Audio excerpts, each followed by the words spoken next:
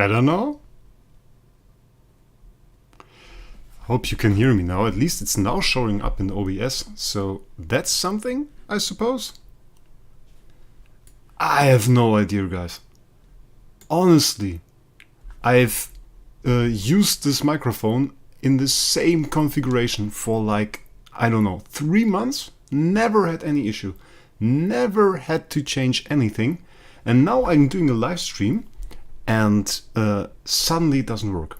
And by the way, I think, who did post it? One setting. Karma posted it. Yeah, it was really in the setting. It did.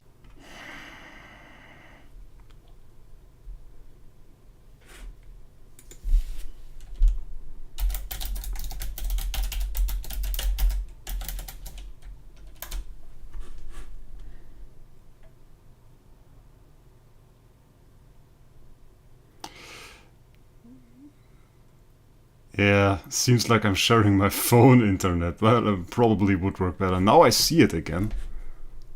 Let's just hope that's it now. Let's just hope that's it now. I really just want to do the stream. I was just thanking Penny for getting membership. Really appreciate it. And I thank him with this not so nice stream. We never had issues like this before. Currently it's working. So let's just hope it stays that way. And we can really start the stream now. I sure hope so. I sure hope so, guys. We lost like 13 minutes, so that's not that great. Maybe move the window here so I can at least see if the stream stops again. And yeah, I was just explaining that today's stream will be about Azrael. Azrael, the new shadow hero, shadow assassin. And we already made a little review about him, looked at the event preview. I think the next step that we are going to do is just having a look at the skills itself again. Let's see what numbers they put in. I did this for Mockman, basically made a video about the numbers. And I think we're just going to do that live, look over every skill, and get an idea, a grasp of what he's going to do and what I think about it. And maybe get some ideas of what we want to test and what not. First of all, again, hello Zeke, hello Nichan, Tarkusa already greeted you, don't know if you heard it, and Professor Oak, Azrael, just that bastard in-game, maybe he's killing also our stream, might be possible, we don't know yet, so his base stats are OP, we have to have a look at that. I'm not that good at base stats, have to say, I'm more like looking at the abilities and everything. Most of the time they are more important, but you can of course compare the base stats. Okay, compared to Annabelle, that's quite obvious. He has a good speed, and that's quite nice. So let's look at the numbers. Let's start with the active skill. 1600% for the base form is pretty good damage. I think it's rather similar to what we saw on Mockman. Also this with the very big active, and afterwards we also have 560%. So pretty huge active skill for kind of a normal hero. So that's nice. I already saw the basic skill though. That's not the basic skill. That is the basic skill. And I already said that it was unimpressive when we didn't even know that this was 240% of damage. Like, really? 240% of damage to one enemy with the lowest HP 2 times. So it's like 480%. And then a little bit of block reduction. I mean, they might have as well said, like, the hero has no basic, live with it. So, would have been the same. Honestly, this does nothing. This does absolutely nothing. I think I've never seen a basic skill this bad in 2022. I mean, 2019 is calling wants his hero back. Those are the levels we are on now. So, insane. No idea what they thought when they made this. It's just stupid to me. Just seems stupid to me, to be honest, that it has this basic skill. Yeah, the skills, the passive skills for the stat boosts, of course, 35%. We have 20% crit, 25% control immunity, and the 40% speed. can't really complain here. 40 speed, can't really complain here. So basically that's fine. That's fine. 20% crit could have been a little bit more, but control immunity, attack, HP, everything fine. So that's pretty good. High base stats are probably going to work against the worst assassin tenant multiplier, which are implemented to reduce the buff we get from SFX. Yeah, probably. If you guys didn't know, if you use an assassin as a tenant, it gives less stats to the hero that is homeowner than other heroes.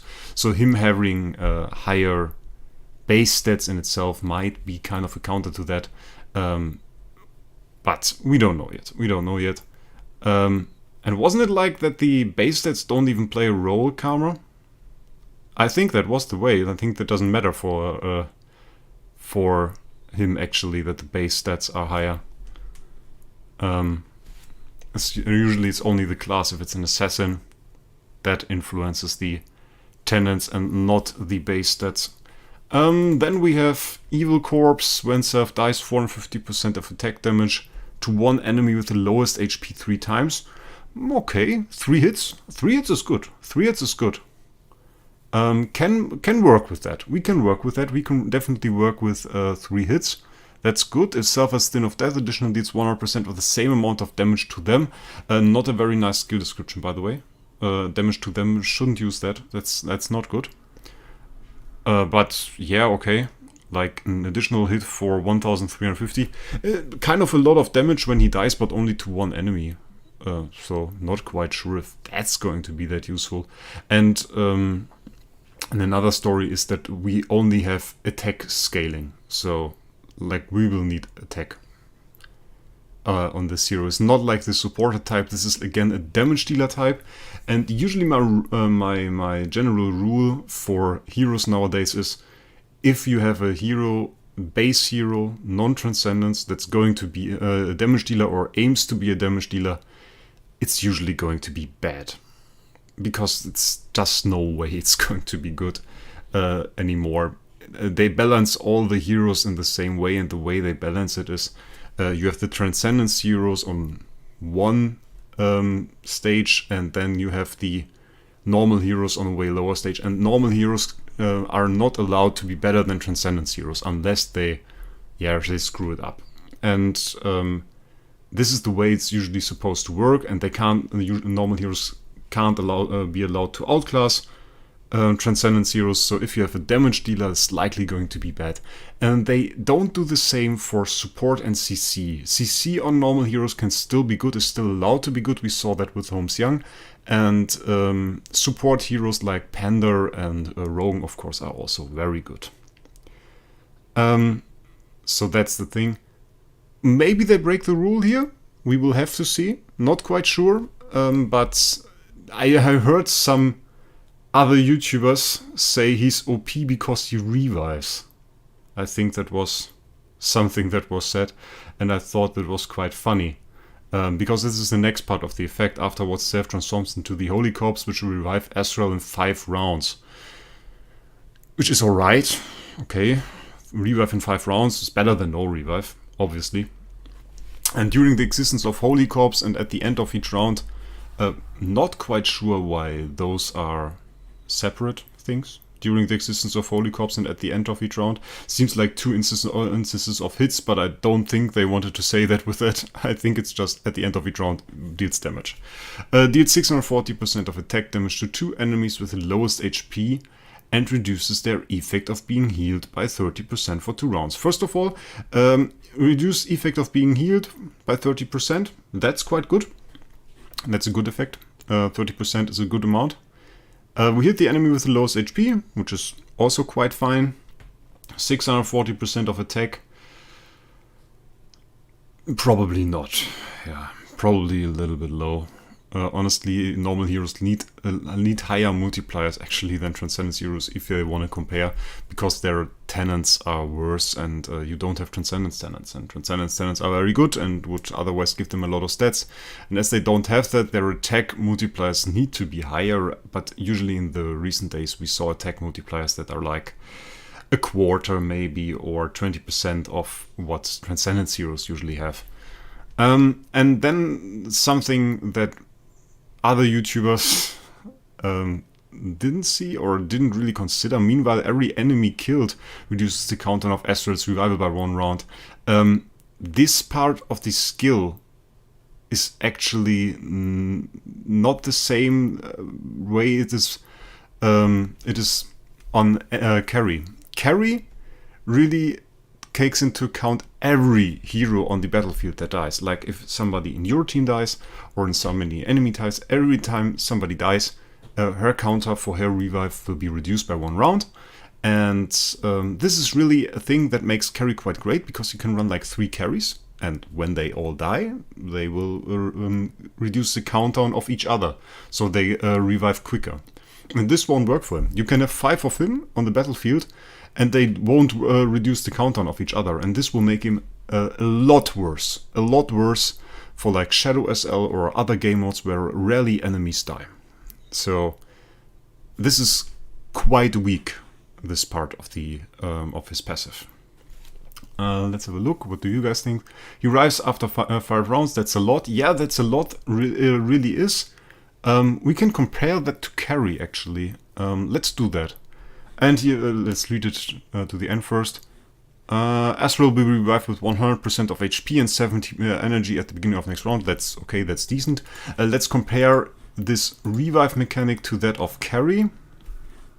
Shadowy Spirit for 4 rounds, and she will gain 1 layer of Spirit Power. Spirit Power is this revive mechanic. So it's 1 round less for Carrie, which is huge, of course. And she will also take into account every enemy on the battlefield, or every hero on the battlefield. So, yeah, not quite sure if that's that battle would go into Ezreal's favor. I don't think so. And the damage here for Carrie is also quite different. When a round ends, deals damage against the enemy with the lowest HP by 50% of its lost HP. Of course, that means it's 0 damage when his HP is full, but it's up to 1500% of Carrie's attack, so Carrie can potentially deal more damage than Azrael. And Azrael is a hero that is built around dying, and still Carrie's damage can be higher. So, like, the thing is, just looking at the stats, it becomes plainly obvious that Carrie's better. She really is. And the only thing that could save Ezreal at this point is if his active skill is so good and does so much damage that it outweighs all the upsides a Carrie has. And those upsides are quite a lot, actually. The first thing that I noticed that is very much brings this into Carrie's favor, and it's a thing that I don't understand why they didn't put it on Ezreal's hero kit and would have made him so much better. Why can't Ezreal dodge? Ezreal dodge would be such a good asset to his skills. Like, think about it. I mean, it's one thing. It's alright, okay. Dodge is a strong mechanic, but if you have a hero that has no defense layers and isn't allowed to have decent defense layers in the way he is built, why not give him dodge? And you can write into his active skill that his own damage won't be dodged by him. I don't even know if that is a rule by the game. Might even be a rule, but dodge would have been great to not have him slaughtered by the enemy, to get some more effect from him, to get some more effect from his active skill. Because I'm not quite sure it is good if he dies early, because we saw that the damage he deals when he's dead isn't all that great. Yeah, sure, that might be true. And they don't want a second dodge Transcendence hero, and I think people would want the Transcendence hero to dodge if the base form had dodge. That's true. His basic is useless, right? Definitely. You don't want him to use a basic, but like the active at least has decent multipliers. You might want to use that. And the thing is, if we make our entire setup around him dying, and dying early that is, then this has to have an effect. And this has to be good. I mean, like, in a way, you can have a hero die and buff your other heroes. That can be something that can be interesting. You can use it to divert something like defense down from Wraec. That can also be interesting. But do you really want a hero slot with a hero inside that deals 640% of attack damage every round to one enemy and reduces the effect of being healed by 30% because he doesn't do more than that? That's really it. So that is really the question. Would you play a hero that does 640% of attack damage to two enemies with the lowest HP? Or to two enemies, sorry. To two enemies, not to one. Would somebody play this? And I don't think so. And that is really the problem. We will see, of course, if his active skill is worth it, but for him dying alone, I don't think the stats make up for it. I think that's a problem. And I just read... yeah, Shriva, that's true. We haven't really looked at the Void imprints. Maybe there's something interesting here inside.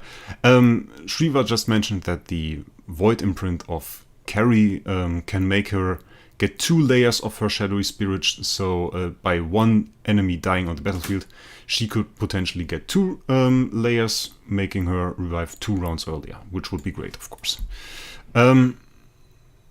Okay, we have like nothing here. More speed, basic stats buffs, nothing mechanically. We have nothing here. Lowest HP 2 times, okay, yeah. Block by 35%, that is normal. 500% of the damage 3 times. Was this 2 times before? No, it was 3 times. He's bait but hits himself and can revive. Yeah, he even looks a bit like this, no? He even looks a bit like bait. Kind of.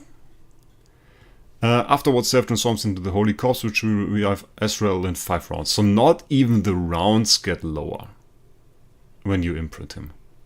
That's bad. That's bad, guys.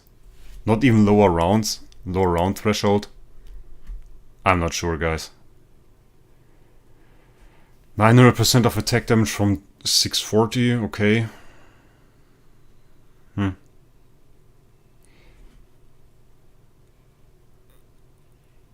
I mean, the last part is pretty good. If Holy Corpse kills any enemy, Ezreal will be instantly revived. But this is something like... This will be rare. This will be really rare. And this is no special damage. This is no mark damage or something that can bypass Unbending Will, which would make it more likely. This is just like normal damage. He has to get the last hit on the lowest life hero, which means all layers of Unbending Will have to be gone. And then he can deal damage. It would be, of course, more likely if it was like deals 450% of attack 2 times to the 2 enemies with the lowest HP, because then we can take off 2 layers of Unbending Will. But the way he is made isn't really the case. And here we just get 2000% of attack damage and nothing special.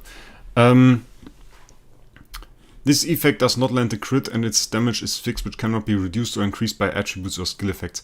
I think we kind of misunderstood that, or I don't even know. I'm not quite sure what I said about this. We have to test it, I think I said.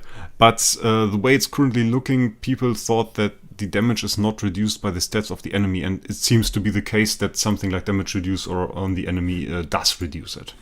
So, with that being said, you can write your opinions in the comments. We can discuss it a little bit.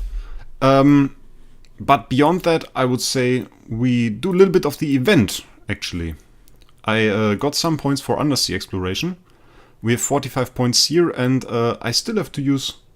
He doesn't crit literally. It's not like he doesn't crit, his skill effect doesn't crit. He revives with 80 and... I didn't see that. Does he not Wait. Wow. Jira, you're definitely right. That's stupid. He revives with 80 energy. They didn't even give him a full energy after revive.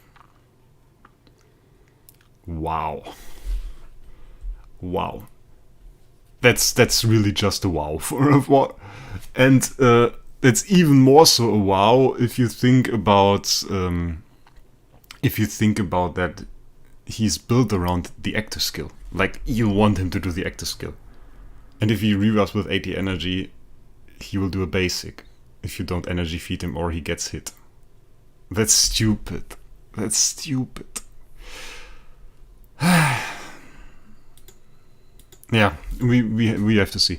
Am I going to gamble in the Whirlpool? Yes! I have my 3 gambles still today. 1 round useless, not necessarily, Gerald. It might be that he gets hit and gets energy that way, or you put the Demon Bell in your team and feed him. Could be pretty good in early to mid game PvP, reviving after a few rounds and helping to burst down Garuda or Eloise. Yeah, that might be true. Early and mid game in general are a little bit different as more heroes are viable there. Most people just focus on Eloise and Garuda, which is of course okay and fine, but in the end you can use different stuff. One thing I saw, and Soul told me that, he's in the IHXC tournament by MK. And he tried Azrael as a 10-star. And they have this specific set of rules where you can not get like CI buffs and everything. I don't know if you guys know the IHXC rule set. I read over it yesterday. And he was quite good there. So the base 10-star form, if you don't have a lot of different buffs, is quite good. But then again, we are talking endgame PvP. We're talking late to endgame PvP most of the time, or in PvE. And of course, there you have those buffs. You have like CI buffs, you have skin gallery buffs, you have buffs from like 1,000 sources. And this is like a very different kind of gameplay, of course. So, not really our thing to consider 10-star stats. But it's nice to hear he can do some stuff in other ways. So, let's go in here. Actually like this queen skin, by the way. I think they made 2 skins and decided for Star Ranger. I like this queen skin. It's pretty cool. Even though queen, of course, doesn't need another skin. That being said. We can do Whirlpool. We will definitely do Whirlpool. And we have this. I bought all the things here. So we can also throw stuff in here. Sub-Wraec, I also built the E5. Nice, Darren. We are going to build him later. Unbanning will make him very weak. There are certain mechanics that should work against him. That should be quite bad for him, and we will test it later. Let's throw those things in here. I have no idea. We have 2 different kinds of... We have pearl earrings. And we have Ocean Necklace, and our things are Ocean Necklace, so we get this stuff. Pearl earrings are those, and I think those only drop from the Heroic Scrolls event, which we are not going to do. We are going to throw in those 75 now. Oh, we have to throw them in one by one. They did it again. Okay, this... any questions? They made a beautiful mechanic again. I have no idea why in some events they go like, yeah, we are going to give you a button to throw everything in at once.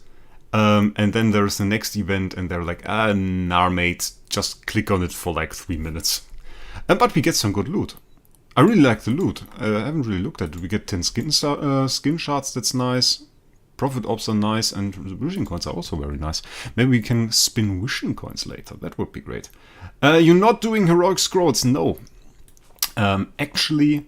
That's a problem. That's a problem, guys. We have to talk about that. The problem will be that we are quite soon running out of ways to get new heroes. And that's not very nice. Because, like, essentially the problem is that the H tripled the prices for me. And I can't really see myself spending 3 times as much as I did before on every new hero to test them. That's really a problem. And the thing with that is I had Heroic Scrolls for the last event. I have Eternal Crystals for this event. And after this event, the next hero they are going to release, I won't have Scrolls and I won't have Eternal Crystals. So I will have no way of summoning him actually and testing him in E5. And the main reason for that are of course the prices, and the other thing is there is no way DH supports creators. I'm not talking about Barry or MK. I have no idea if Barry or MK gets support, but like the creators on like my level, my subscriber level, my community level, I don't get anything from DH. Like, they don't even talk to me.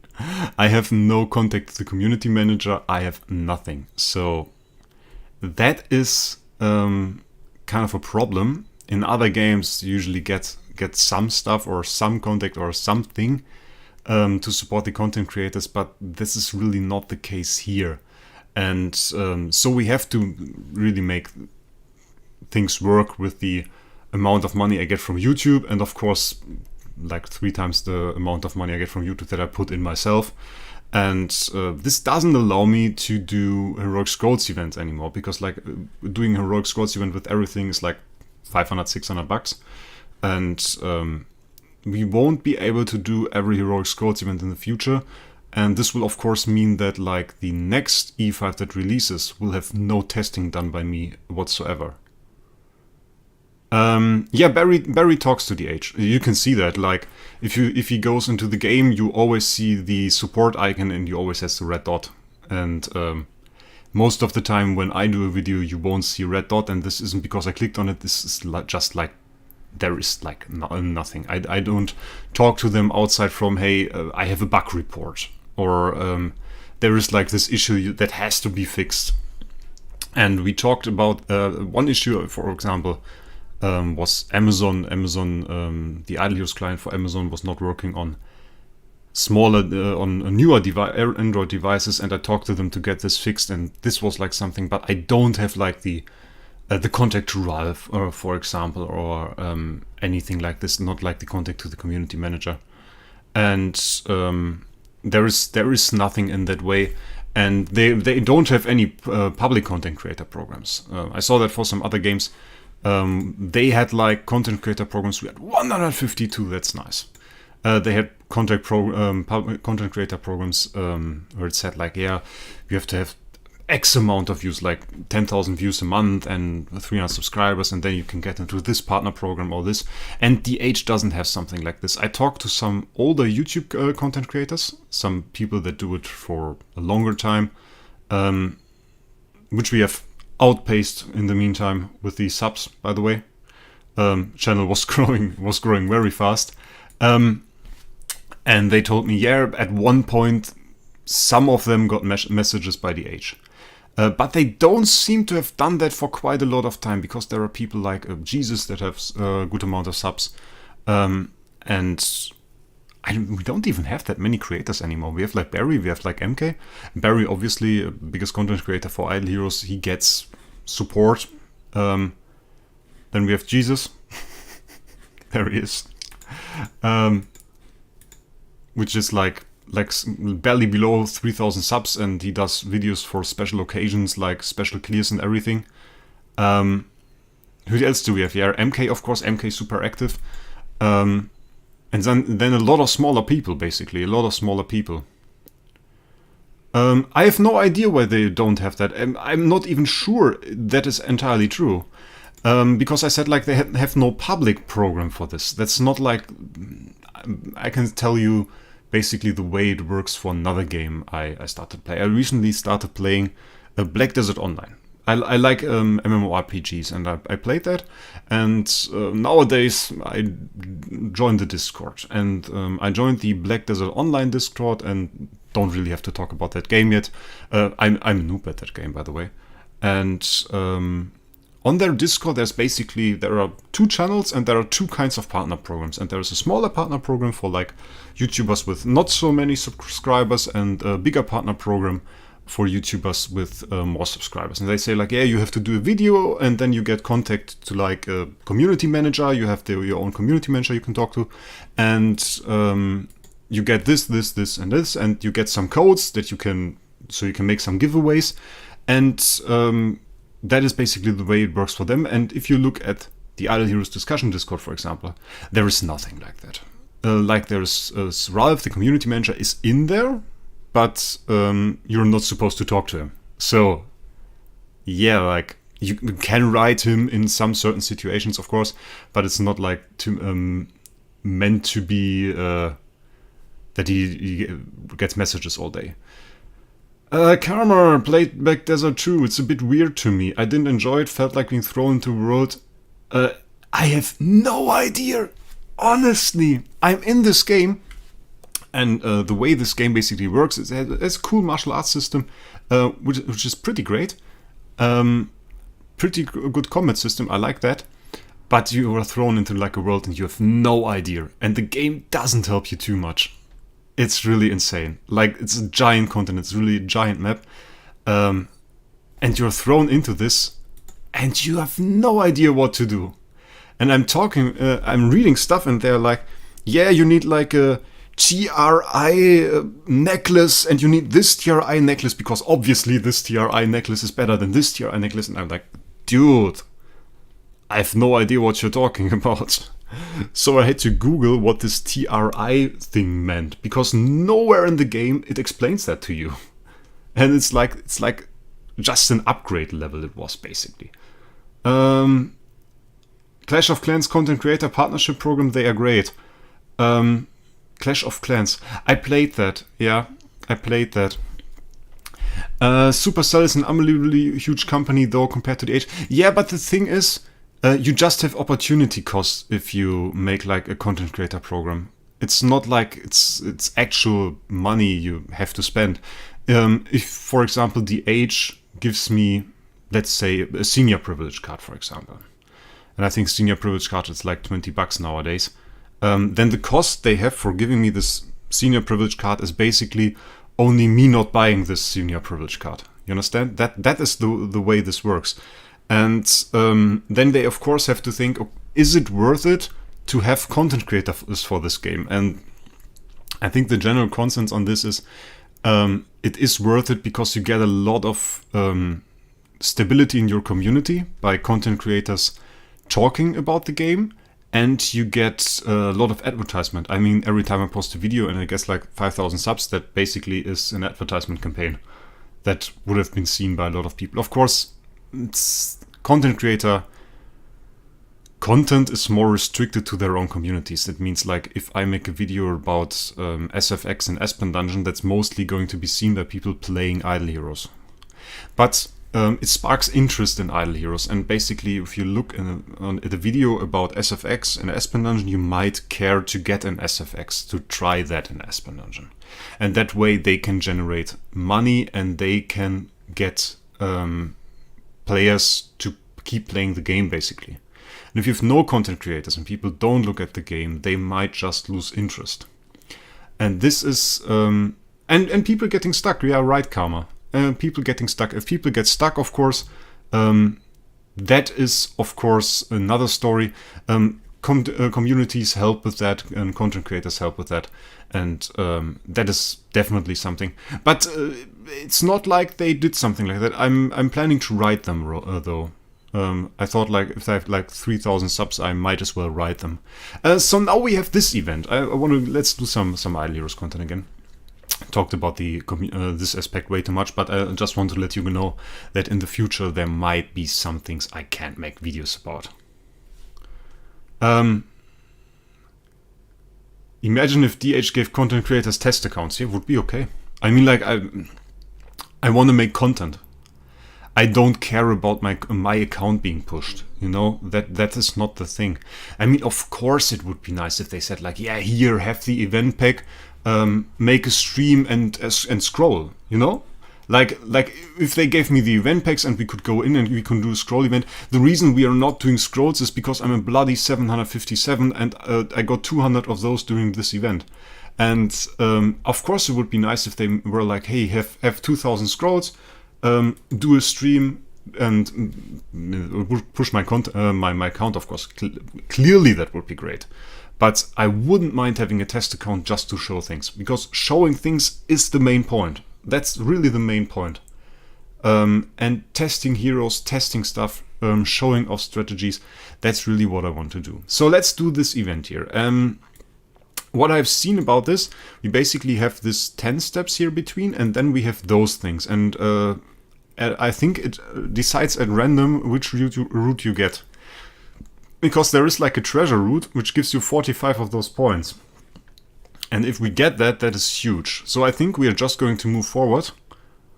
Which is of course also taking some time. And we need 30 points to get to the first stage, which is basically 20 scrolls. 2 6-star chests. 2 6-star chests are quite nice. For my second account maybe. Amazon account. That could be something. Maybe we can get that. Would be a huge progress.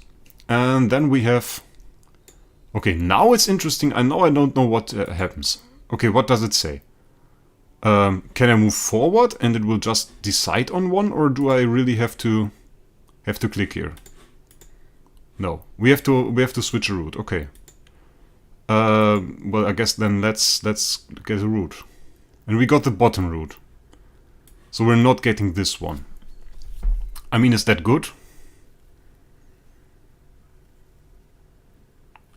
Yeah, the stage in the middle, it's like this. It's a random route will be unlocked for after each divination with a 40% chance for each normal route and a 20% chance for a hidden treasure route. So it would have been 20% chance for this one. And here, of course, is a second treasure route, which would have, again, have a 20% chance. But I think it's not all bad that we got this one, because it's 10, 20, 30, 40, 50, 60. So we will actually reach that. We will actually reach that. Yeah, we can buy all 3. That's true, but it costs 15. And we cannot afford... Yeah, we can unlock all 3. You're right. That's like... But if we unlock all 3, we don't get we get all our money back. That's true. We have 15, we have 30, and we have 45. So like we have another try basically. We have another try. If we get another try and we get this, it's very good. And if we don't get this, it's still alright. Yeah, let's do that. That's good. So, but now we are guaranteed. So it's good in any way. Yeah, thanks. Oh, okay.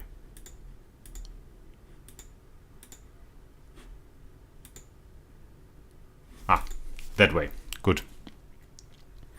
And then is of course the question, what do we have here? We have 45. But is that worth it? I don't think it's worth it to go there.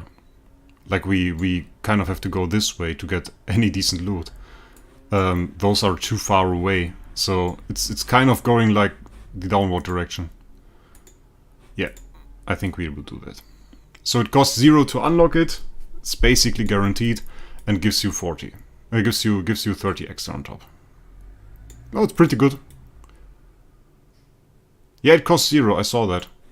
We will get some loot here. I mean, it's some decent loot. One thing though, which I thought was kind of strange, or which I found remarkable, let's say it like this.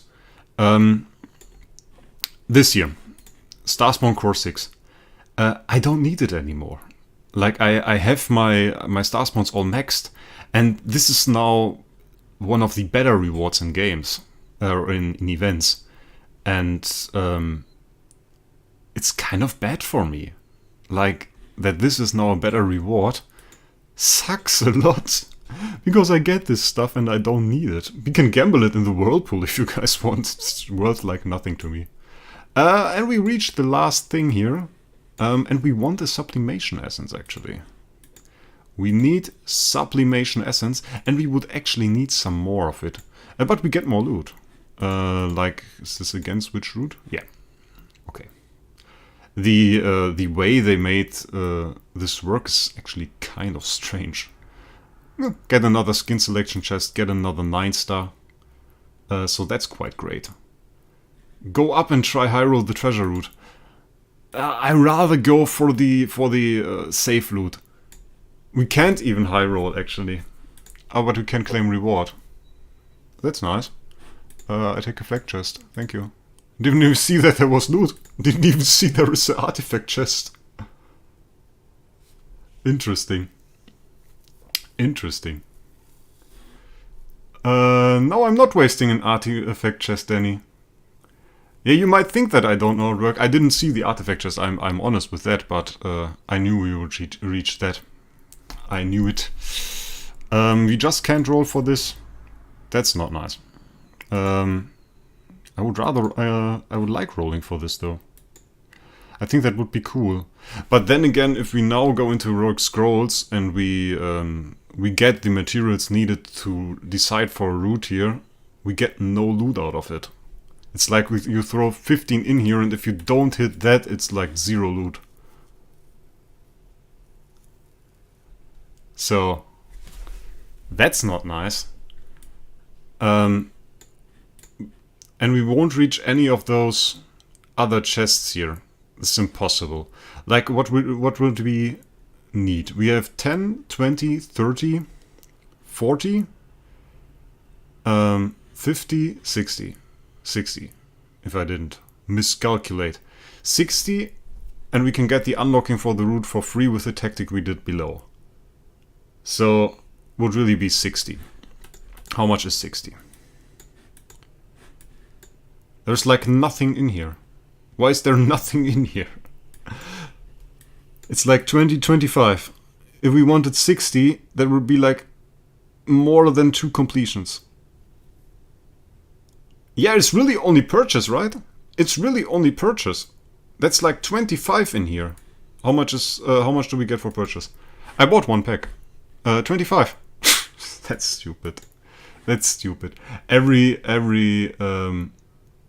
event pack gives as much for the big event loot as a whole completion of Heroic Scrolls. The only difference, of course, those are pearl earrings, and those pearl earrings, where is it?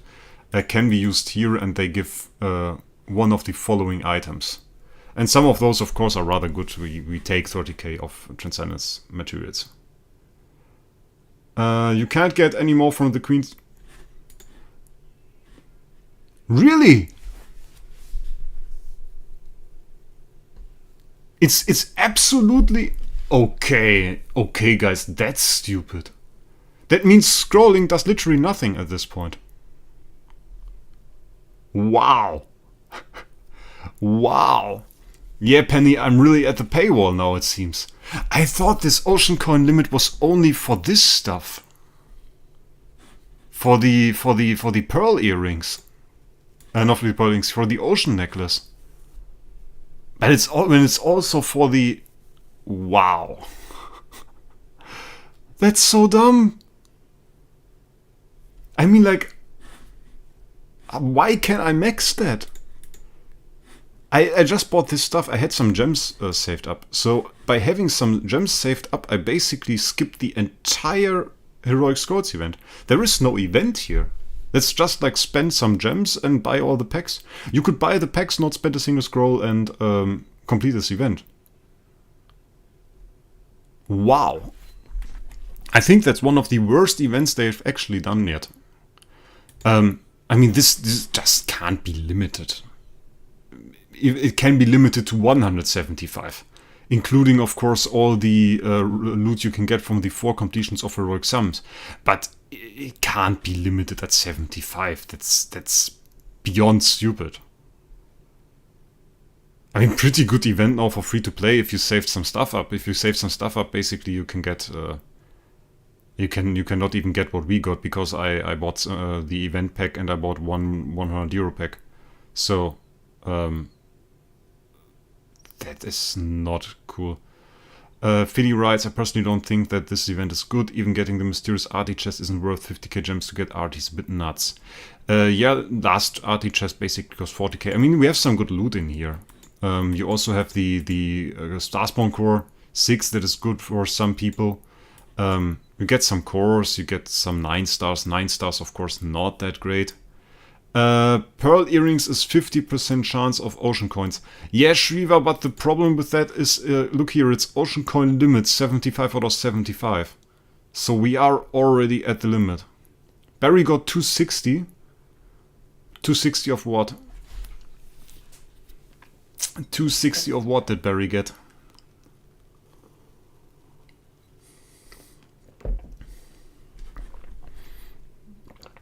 He bought all the packs. Barry bought all the packs. Surprising. Honestly, quite surprising. I mean, he has to make money with the YouTube. Is it going that well? Surprises me a bit, to be honest. Not saying anything. But we talked about the content creator stuff before. I wonder if DH makes it so that, like, when you buy the packs, that you have to, like, buy the packs. And that you don't get them for free and then they give you, like, the money back. That would be insane. Nah, I don't want to put up any rumors there. I have no proof for that. No proof. So, as I'm not into that and I have no idea, don't listen to me, guys. I'm just babbling in my microphone. Finished all, actually don't know how. Gaming content in American CPM are higher than ours. Yeah, I mean, he has use. He certainly should get a good amount of money. I mean, even my small channel gives me a few bucks. Nothing you could live from, but he has, like, how many more viewers? How many more subscribers? He's like 75,000. Makes 3 videos a day. Bound to have some views. I think he makes millions of views. Should make good money. Should make good money, definitely. If you complete this event, 1 ocean coin equals 5 relics. Okay. Would he really make enough to compensate for that? He makes more than just idle heroes. Don't forget that. He also has some advertisement contracts. He made, like, Idle Angels advertisement. By the way, I fully recommend googling Barry Gaming Idle Angels ad. Just Google it. Should put you to a 30-minute video. That is basically the most entertaining Barry Gaming video I've watched yet. Really liked it. Why don't you use contract gems to finish the event? It shouldn't be too expensive now. I don't have contract gems. I have starry gems.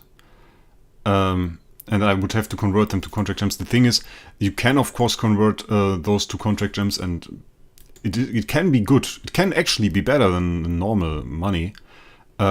But you have to take the time to buy hero copies under retiring value and basically sell them back.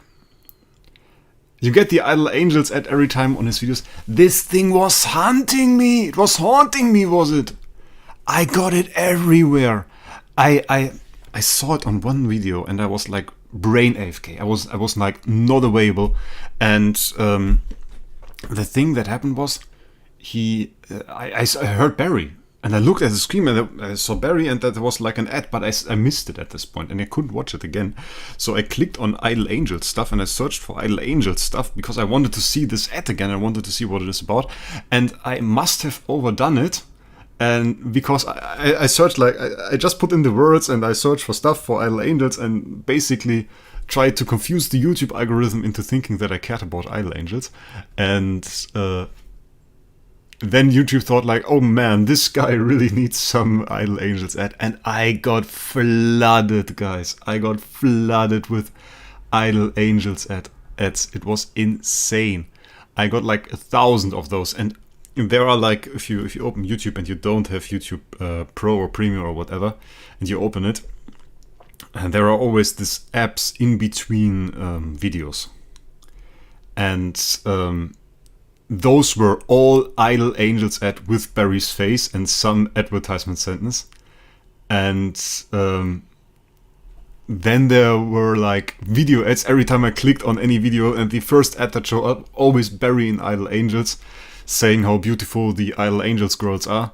And every video, it was like, really, it was every single video, guys. It's not that easy to search for ads on YouTube. If you get them on your computer, it's easy to save them.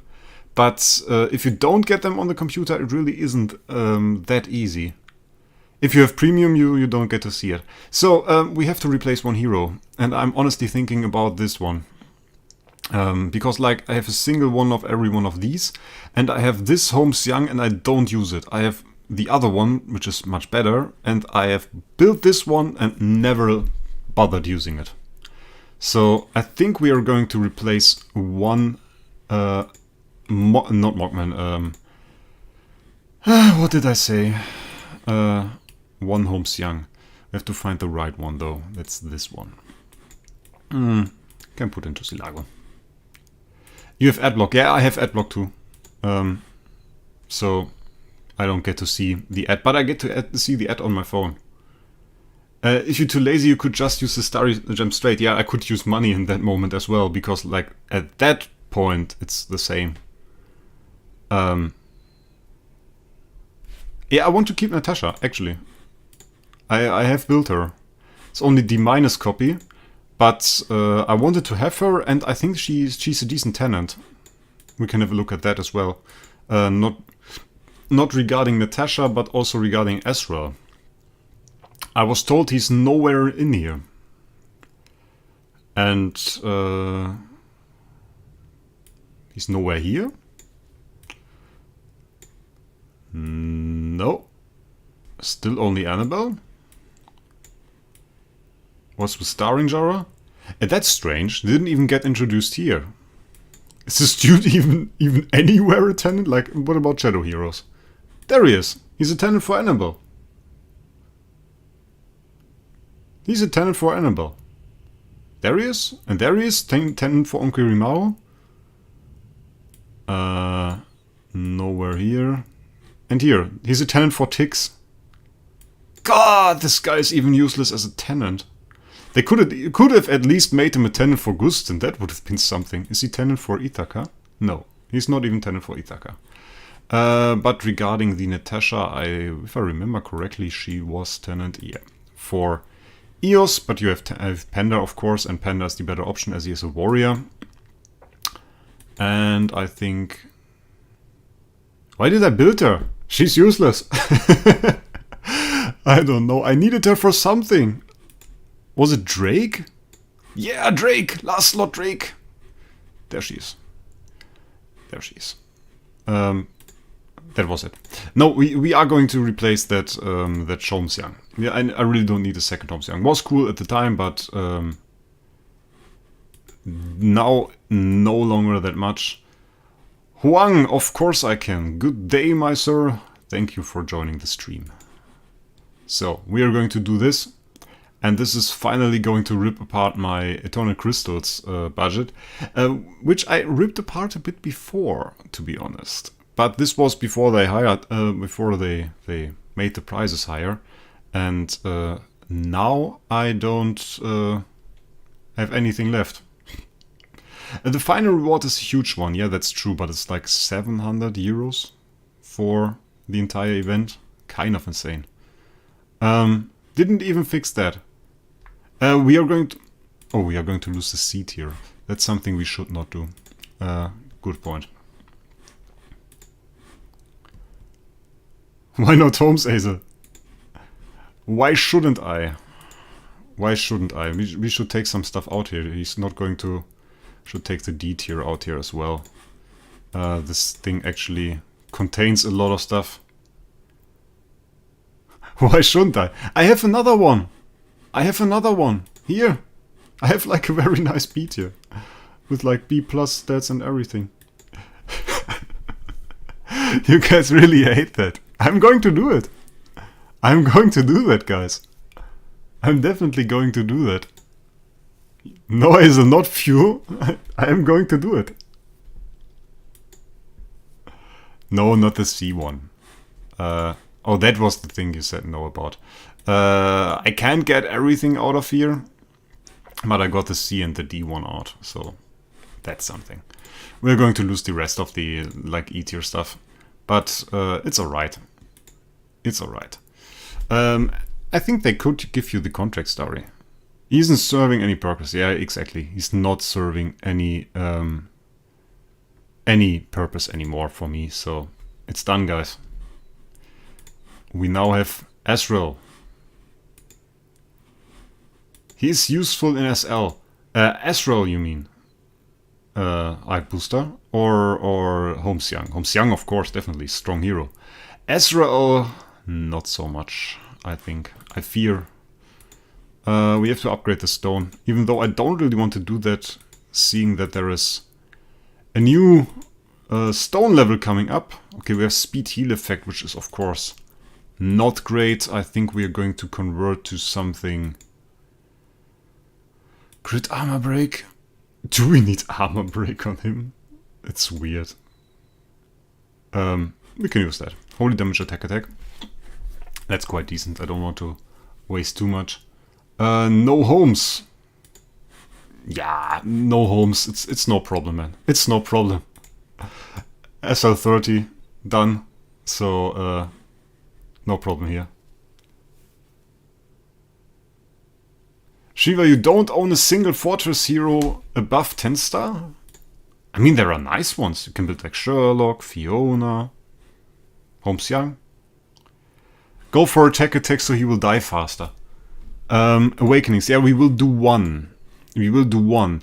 I issued a warning already in my last, on a post in my Discord server, which, by the way, you guys should all join. Can fully recommend that. I issued a warning already. With the Transcendence release of Azrael in a month, we will likely get an Awakening event. And this Awakening event will only give you loot if you awaken Azrael copies.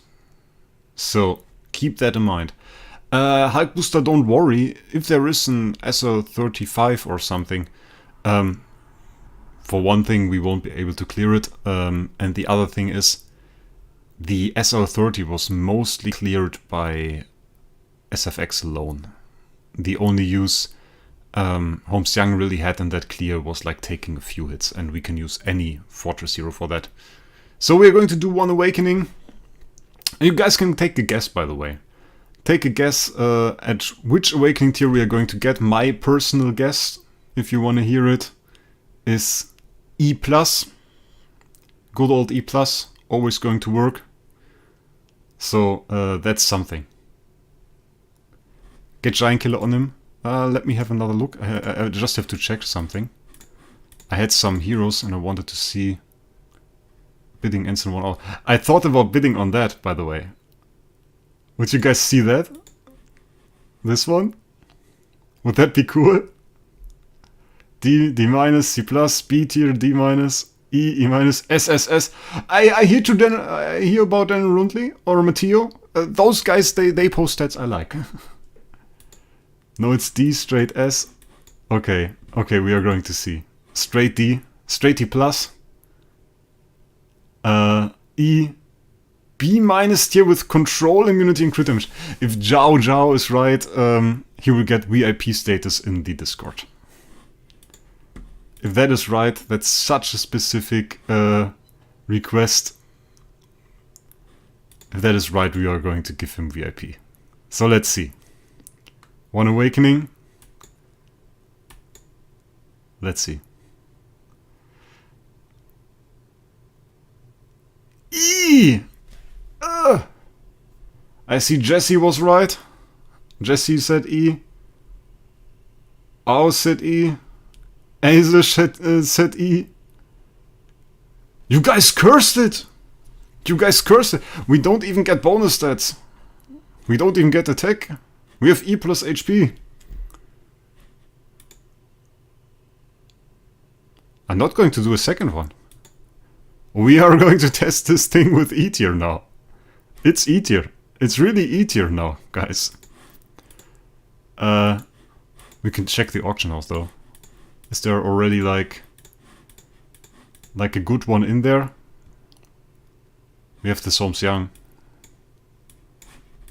Let's see. There. Okay. Okay, we have some here. Best one is B minus. For like 1,000. Then we have this guy. Okay, so no one summoned a really good one. I hope people listen to just the tip that they should not awaken him right now. And that they should keep it at like low tiers. What we are going to do now, we are going to test this guy a little bit.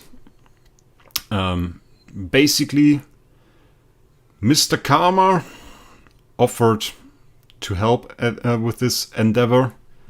And I'm pretty glad he does, because it won't be easy to test him otherwise. We might have to go for some gear though. Now we have a full Holmes Young gear set that we don't need anymore, and I think I have rolled Holmes Young gear anyway. And we don't have a mage that needs gear, right? That's not a mage.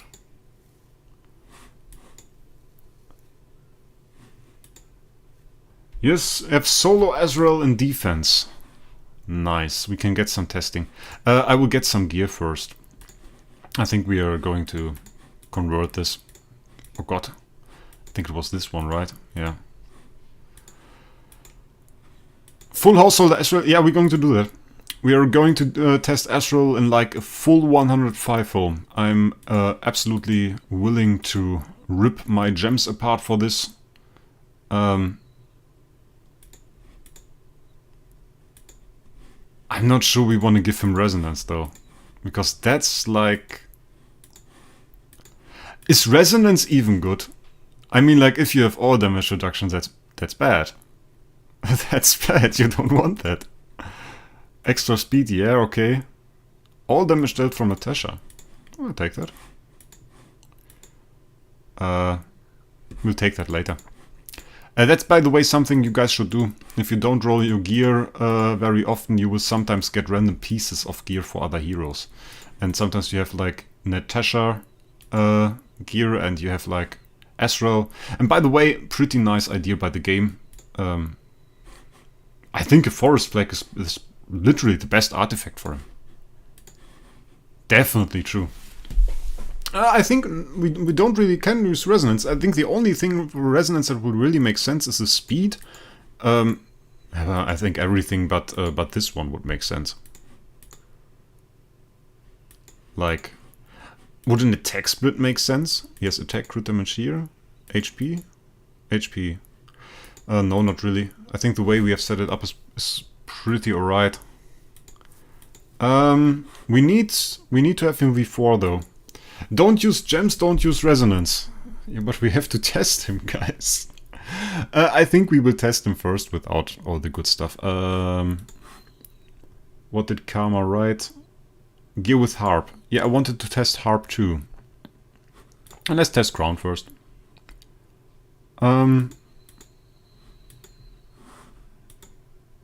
Good. Do I have you in my friend list or I have to go here? I think I have to go here. I think you're not in my friend list, right? No. Don't need that. We need this guy. Monster. You had a monster equipped, right? Speed doesn't matter as he's slow. I think it does. I'm pretty sure all damage dealt would increase his damage, Karma. Should definitely increase the damage he deals to himself. I think that one is bad though. I think we likely want this. Let's see.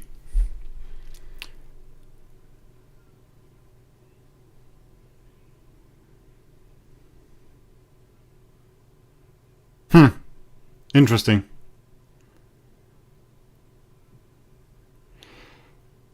Like, okay, yours did a lot. Yours is homeowner. Does he have homeowner buffs? Karma, does he have homeowner buffs? Because he's homeowner. And he's before. Bloody hell.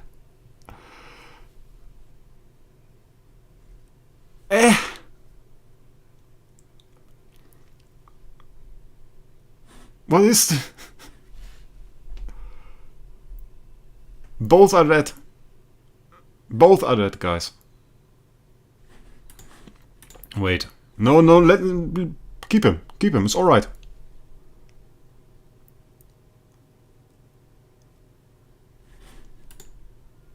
This one is actually so much better. Look at it. This one is V4. This one has C+. This one has homeowner buffs. Mine has nothing. Want to see the damage. So we have basic.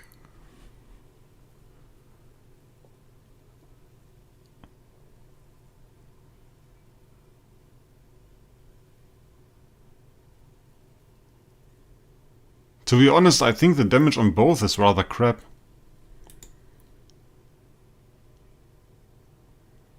Okay. 27 and he deals 11 to him.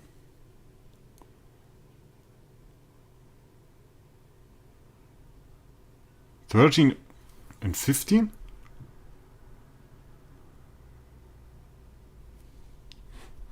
Skip.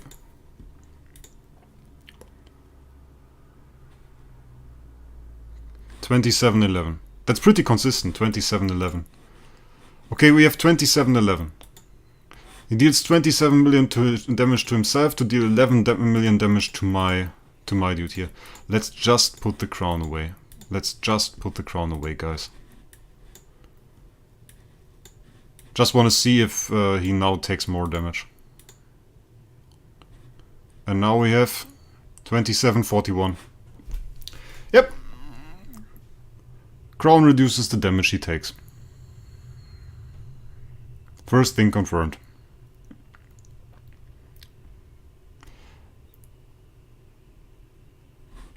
Add me. I can add you. One sec. I'm not sure if my friend list is full. Though, we have to see. Yeah, I added you. Should work. But it's interesting. It's really interesting. Like, it was the way I thought. Like, the crown works to reduce the skill damage the enemy deals, but the skill effect itself is always meant with cannot be buffed by any attributes.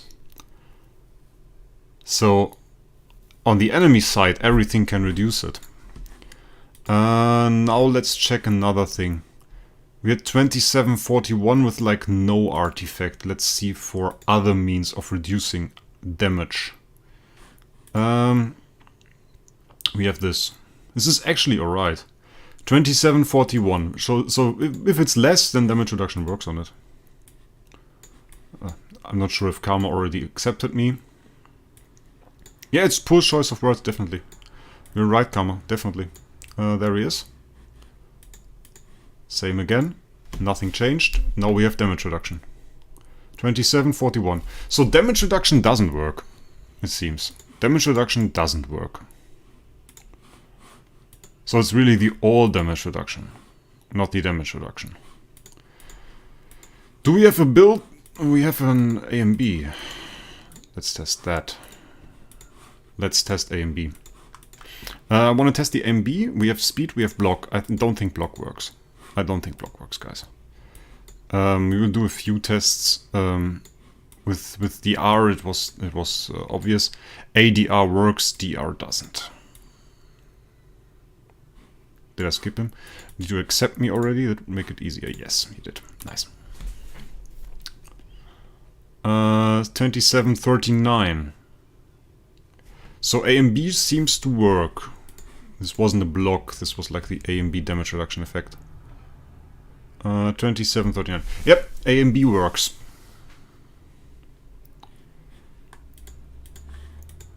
Frame should take effect in friendless battles, yes. 27.39 was what we... That's not my frame, that's my frame. 27.39 was what we just had, and... With A and B, that's bad. We should put away the A and B for this test, Karma. I put away the A and B. Let's test again. Let's see the damage. 27.41. 27.41.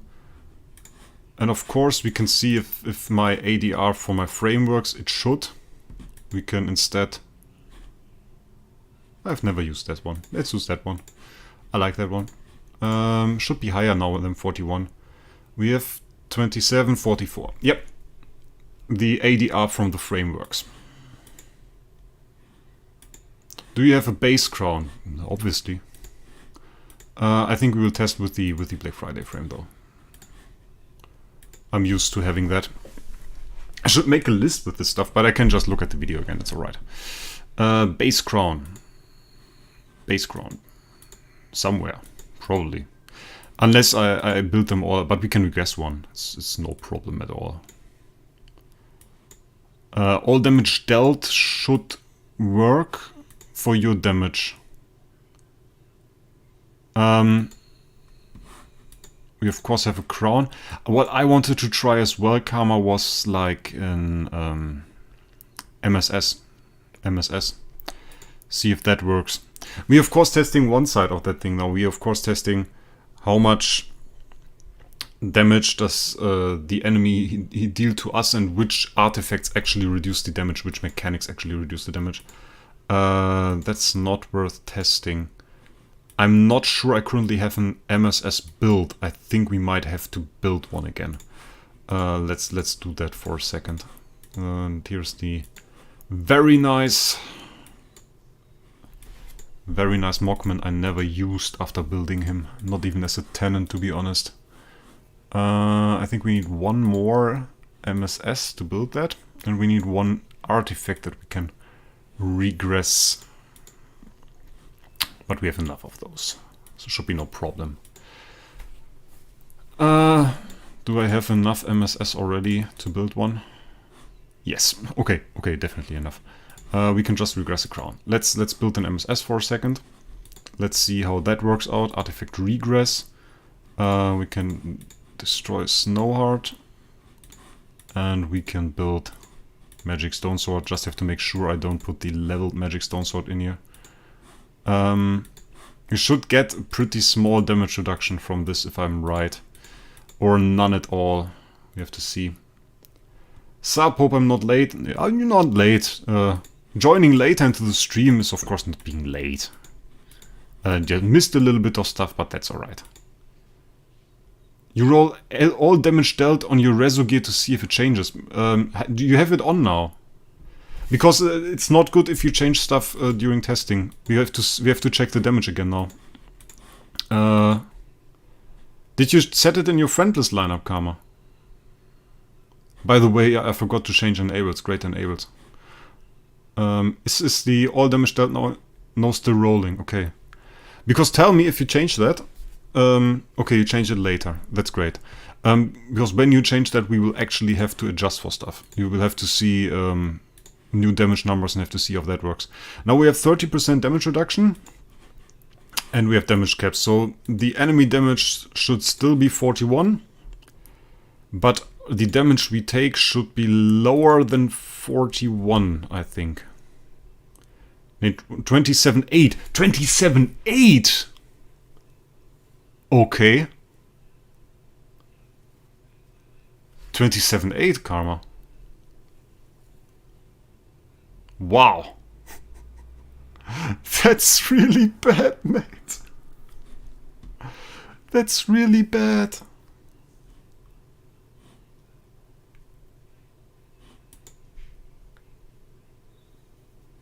Look at this damage. 8 million damage.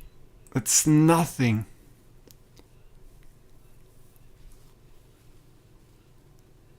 I mean, like, they still kill each other. And the damage numbers you see at the end is the damage they deal.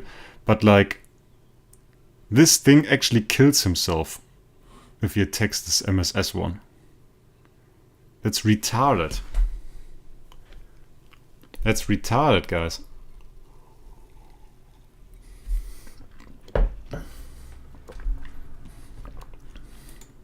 This is like the most unimpressive thing. He gets hard countered by MSS. So what we basically found out is, according to the situation, this Azrael can suicide himself. If he faces the wrong artifacts, this thing actually kills himself. It's completely stupid in my opinion. Like, this one deals no damage. Yeah, of course, he doesn't. Can we adjust him so that he kills Karma's Azrael? Can we do that? Because, like, I think we need the heal. We need the heal. HP is fine as well. We are not taking crit damage. We only take crit damage from ourselves. Or do we? We have to test that later. We have to test that later if that reduces our damage. Doesn't his own attack go through Unbending Will? We have to see.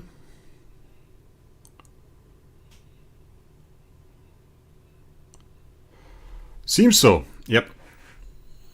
Seems so he can suicide himself through Unbending Will. Try MSS with Balanced Strike.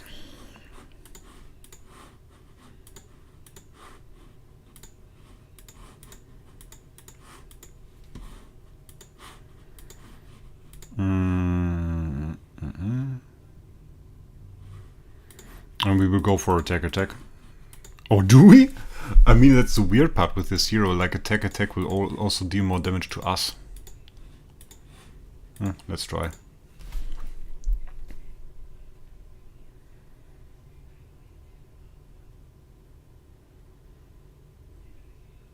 And we can crit with the basic karma. But the basic does like... Mine outdamaged yours. Mine outdamaged yours, karma. Is it consistent? Does mine consistently deal more damage than yours? 12 million.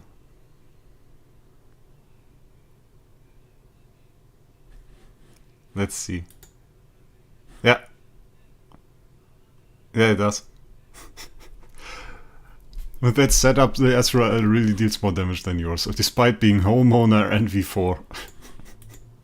Yours just can't deal damage to me, that's the problem. The problem really is that yours can't deal damage to me. If I were to change that... where do we have a harp? I need a harp. We have harps, I know it, I built some. Those are... Ruiz? Those aren't harps either. This is a harp, but not a leveled one? Are they all on the Transcendence heroes or what? Yes. By the way, a little bit of preparation done here. We are going to go for Star Swordsman Mockman, and the mats we actually got were for this passive 3. Still have to get more though. We could really use another set of artifact essence sublimation chests. Oh, I forgot to equip it. 1 second. Let's actually change that. Let's go for Harp versus Harp for a second. Which will of course make the enemy damage way higher. 2741 instant death. Yeah. We don't have Unbending Will. We should equip Unbending Will. I think Balanced Strike was fine for like the first part, but if you run an offensive setup, we should get Unbending Will. 2741.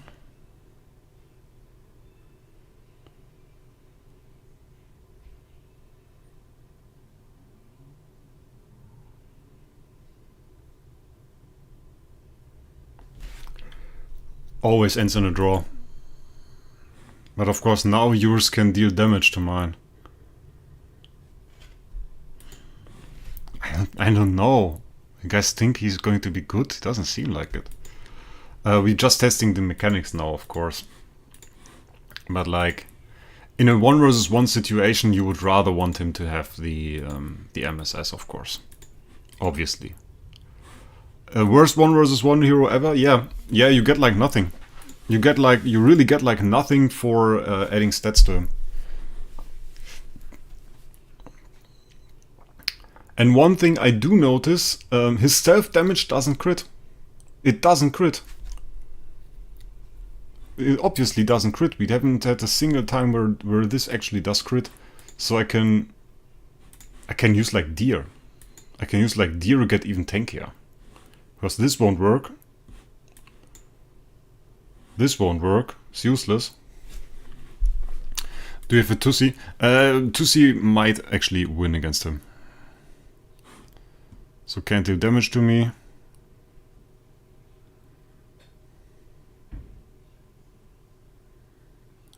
Still ends the same way. Doesn't really matter, to be honest. Doesn't really matter. It's a little bit difficult, to be honest. Could be good for Starland Arena and first slot, forcing a draw against SFX. He doesn't... It's not like he will win against SFX.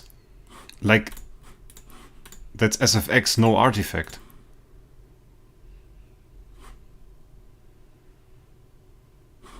Eh? See the problem? There is minor problem here. Minor problem. And we can show something weaker. Do we have something weaker?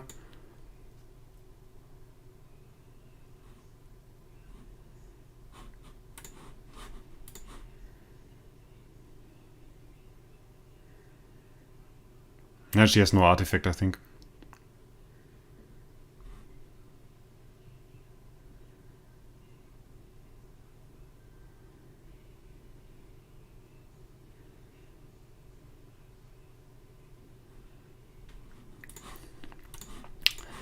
Did this Tussilago have an artifact?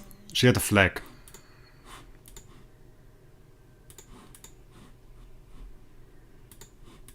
Let's try that with the crown.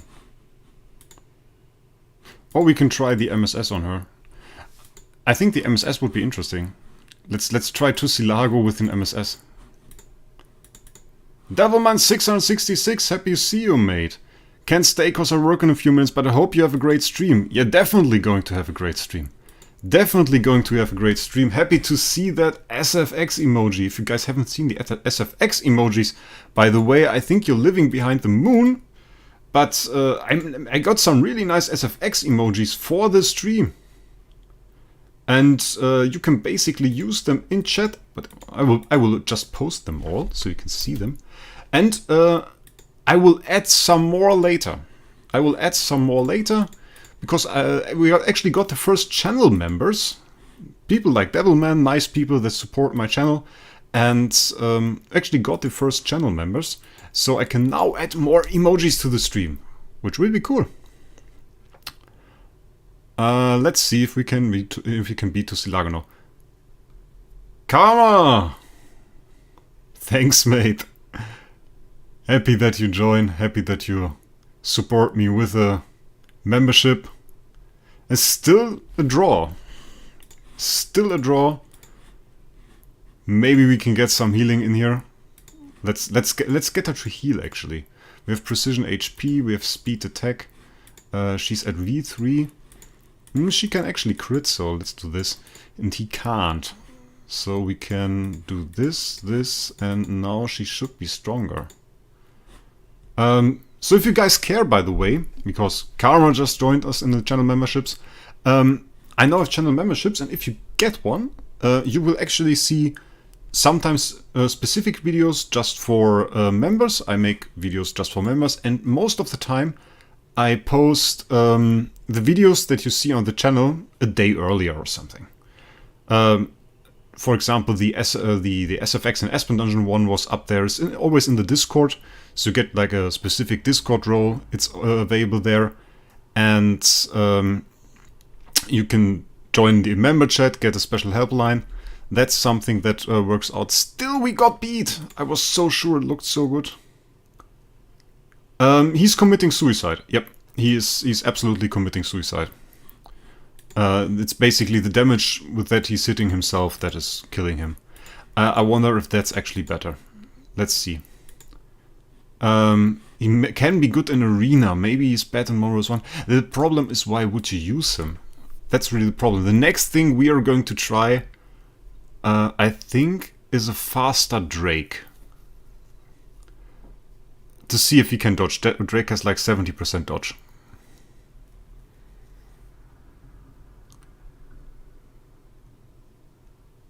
What we die to is his on-death damage, but this was just unlucky. So 2C's as bad as Azrael. Not quite sure about this. I think we could use like any hero and it would end pretty similar. Unless you of course have a very strong one. I think this is always like the same way it's going, because this end of turn damage is really strong. He deals a lot of damage. If it's a draw, is it a defensive victory? Yes. If you can't beat a defensive team, you always lose. That's the way it works. You have to beat it, and you have to have like 1 hero left. Okay, so we have seen that. I wanted to test something else. Drake. I talked about Drake. Let's try Drake. The reason I want to try Drake, by the way, which one are we going to use? This one. How fast is your Azrael Karma? What's the speed?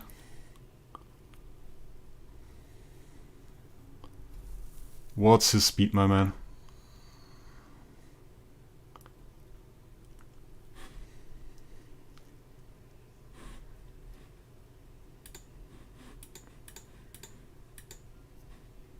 Full Tenants setup here.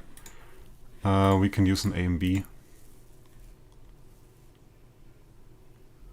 So in Starland Arena, wouldn't he be good in slot 1 for defense? I mean, like, if you run against a regular hero, yes, but if you run, like, against SFX, you won't win. It will just be a lose. And we are testing against weaker heroes. You don't have to forget, Karma's Ezreal is a homeowner Ezreal. It's like, it's a homeowner V4 Ezreal, and we're testing like a V3 to Silago against it. If we were talking Transcendence heroes, that's an entirely different story. So we have this, this should be alright. I think we're now going to test Drake, and we are going to see how dodge works. If dodge has any special interactions with this guy. Because I think he won't be able to dodge it. We are faster, of course. And we have marked damage. He dodged it.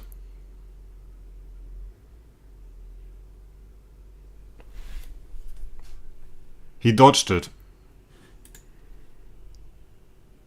Bye, Shiva.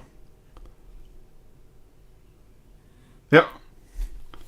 Yep, can be dodged. Zero's dead. Zero's dead, honestly.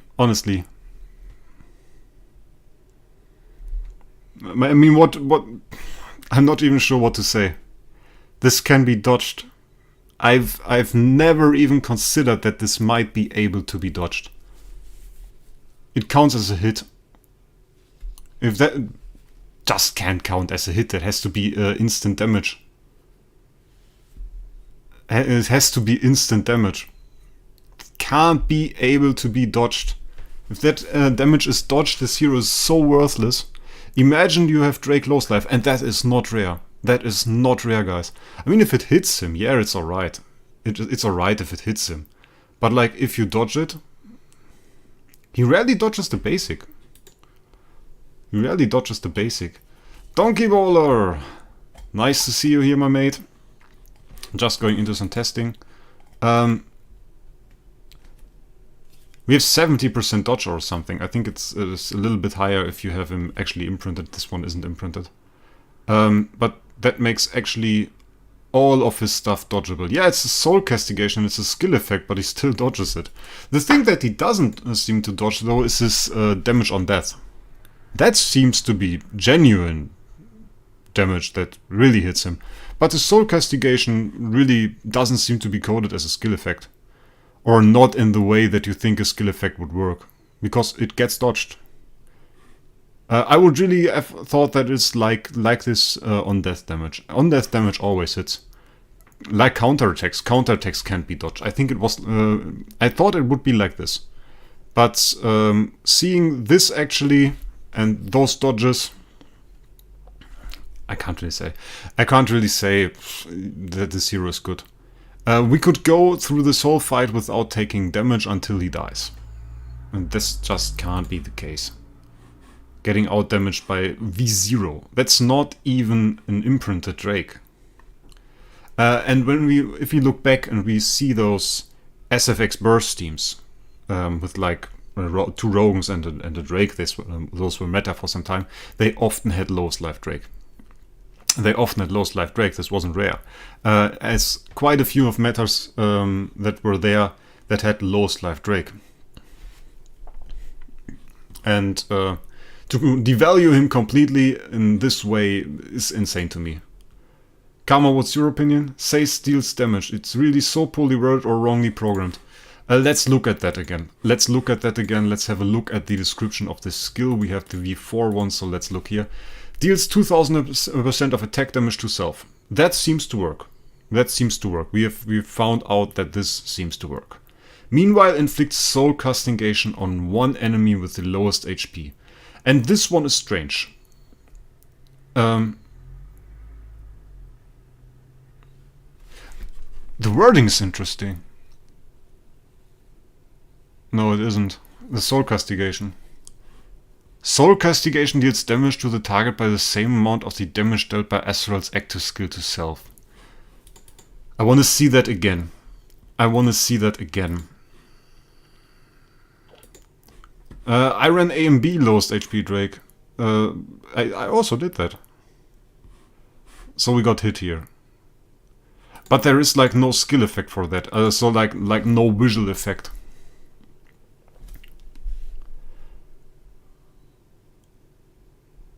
I don't see a visual effect for the skill effects. There is no way for us to actually see if Wraec gets this skill effect if he dodges the skill. So it really does seem like there is no skill effect. Or like there is no skill effect in the classical sense, like you would think with Livia or something, that gets applied either way, even if the enemy has dodge or something. It looks more like this effect is like a regular attack. It seems like a regular attack, guys. I haven't gotten or scrolled yet, probably at least grabbed 9 copies with crystals. That's what I've done, Donkey. That's what I've done. Event isn't really worth it doing besides getting a little bit of loot, maybe spending some gems if you have them, but not a whole lot more. The scrolling part is definitely sad this time, pretty sad. Yeah, okay, we have tested that. He's bad. That's the TLDR here, guys. That's a TLDR. Not really a whole lot to say about that. I think there is no saving grace for that hero. That was really the thing that absolutely kills him. Look at your friend list. Every Chinese account has their IP address shown now. I don't think I have a Chinese account in my playlist.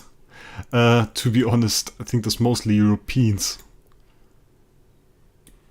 Yeah, looks like it. Oh, that was wrong. Shader. Shader's in there. I don't think he's Chinese. No. Don't have anything. That's my second account, by the way. So we have tested that. Another thing we can test.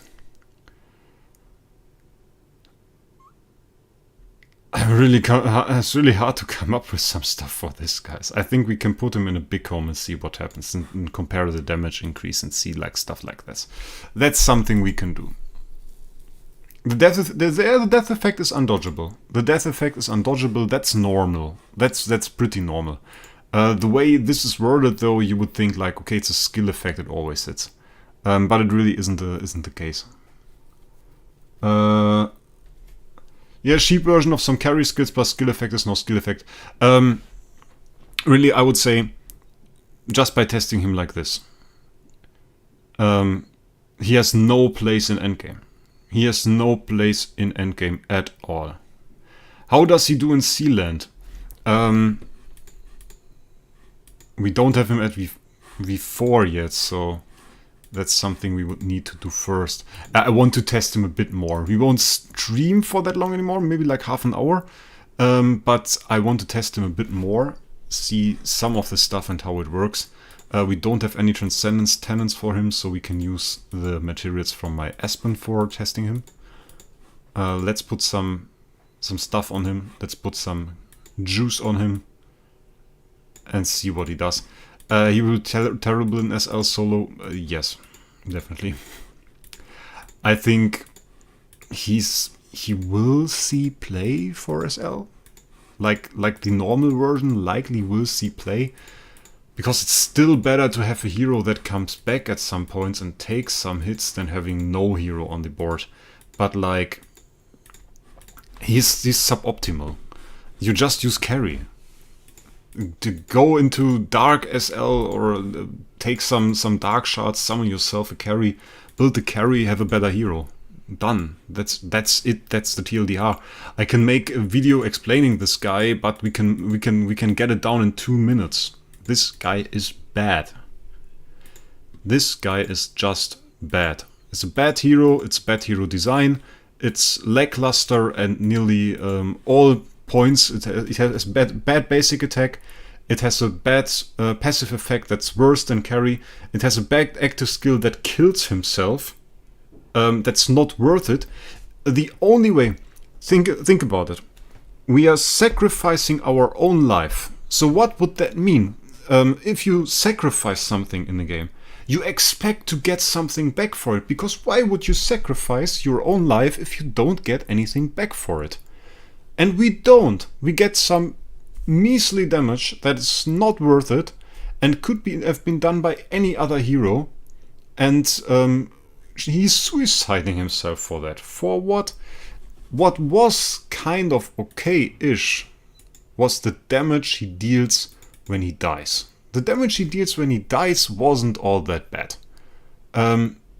We deal damage, 900% of attack damage with that, and when he dies, 500% of deck damage to one enemy with lowest HP 3 times, and then additionally, so 3000% attack damage. That's decent damage, that was alright. I want to do the same test we just did before, which is a bit retarded, which is a bit bad, honestly. So let's see about that. Hits it first, 9 million, yeah, we take more damage. But we also have more life. So might actually be better now. But I think the on-death, yeah, the on-death damage still slaughters us. The on-death damage will always slaughter us. But we are now dealing more damage, actually. We're just not surviving. So that's something. Let's make him really big. Want to see him really big? Let's see him really big. Let's see him really big and take him to some game modes. Take him to Realmsgate or something. Let's see how that works. Yes, doesn't matter. We will take Ferric Investor out of her. We will really go at it now. 1000 gems here. 8 here. Ithaca goes in. See? That's why I built Natasha, and you guys didn't want to believe me. She's that I needed her. Okay, we use Eloise, but that's another story, guys. That's another story. So now he has 1.67 million additional attack. And we have 4 Shadow Tenants. Only Shadow. There we have an Abyss Tenant. We could use that. I think we will. Because that gives us the option to use an Abyss flag. The annoying part is these optimal tenants are all Shadow. Like, you wouldn't want to do that switch because Sire is an assassin. And Onki isn't. So Onki's better, obviously. Yeah, we keep Onki. And here we have Tussilago. So you have like all the light assassins in here. All the faction assassins in here. Which is pretty cool to some extent, because like you can do this, and I think the other one is actually here. And now... I mean, look at this, it's all like the recent assassins. Ignis consumed her HP, but she didn't deal damage to herself in that sense. She consumed her HP, it was worded differently. But the thing about this is, it was worth it doing that, because she had like a good, effect behind her. Everything about Ignis was good. She had no bad sides. The only thing that made her a little bit, not lackluster. I wouldn't say lackluster. She's still like, if you cut out Ferric Investor from the game, she's still like one of the best healers you can get after Andrea, of course. But like still pretty good. The only thing she had was like she healed by too much, and that made the heroes in your team vulnerable to Armora.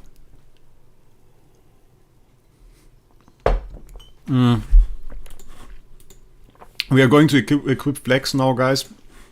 I'm not really sure I want to sacrifice all my gems putting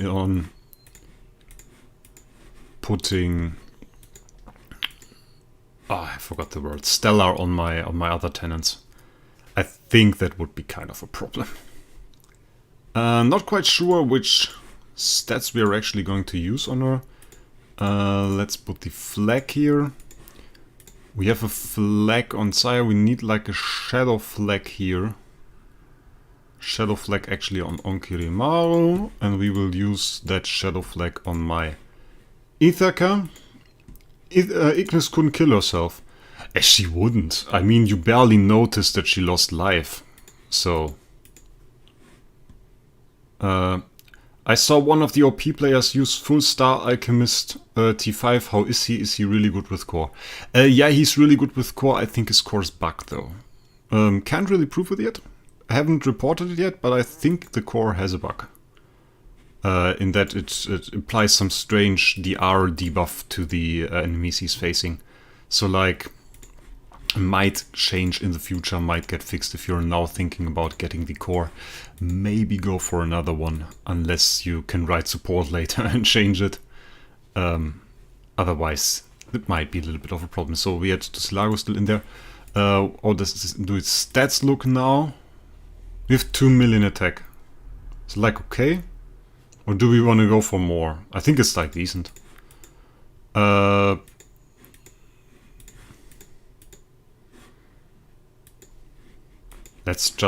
Let's try it against the Karma again. Now we are faster than him.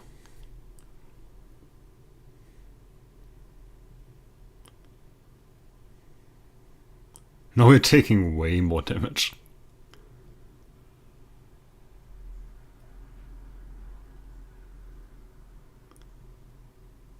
But we survive. At least we win now. But like the fight looked stupid, looked way longer than before. 2 million for max homeowner, damn. We have 4 assassin tenants. Like even his tenants are bad. Thinking about it. 2000% damage on active to lowest HP, plus 800% on 2 lowest HP enemies, plus 900%, 3 times from damage on death and passive. Yeah, if he dies, yes, but like you need stats on that guy, and he has bad tenants, and the rest of his kit is bad, and you're sacrificing a hero for 8000% of attack damage, and he won't have a lot of attack. So like, nah, mate, really not what you want to do.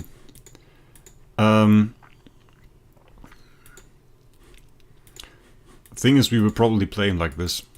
I want to see if he actually kills something. I want to put him in a team and you want to see if he actually kills something. Let's just take this lineup and we will take...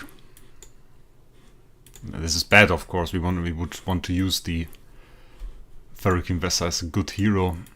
We will take this one out, and I don't want him to survive. I don't care if he survives. Really none of my concern here. We will do this. We will do this. We will go full offensive. Doesn't matter. No balance strike. I think we will need Unbending Will. We will do this. We have SFX core. That's alright. And of course our Espen. Our Espen is now V0. Yeah, that's not good. Doesn't matter. We need somebody to fight. We need somebody to fight that has a team where we can actually kill something. Let's fight Jim Alex.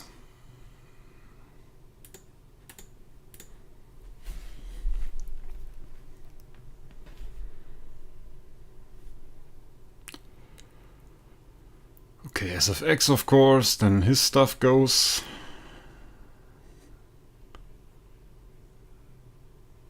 SFX core activates. Gives us 10% more all damage, so this is pretty good. We are already nearing death. We killed something. And we are back.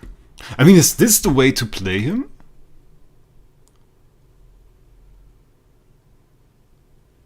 Is this the way to play him, guys? But Holy Corpse didn't get the kill.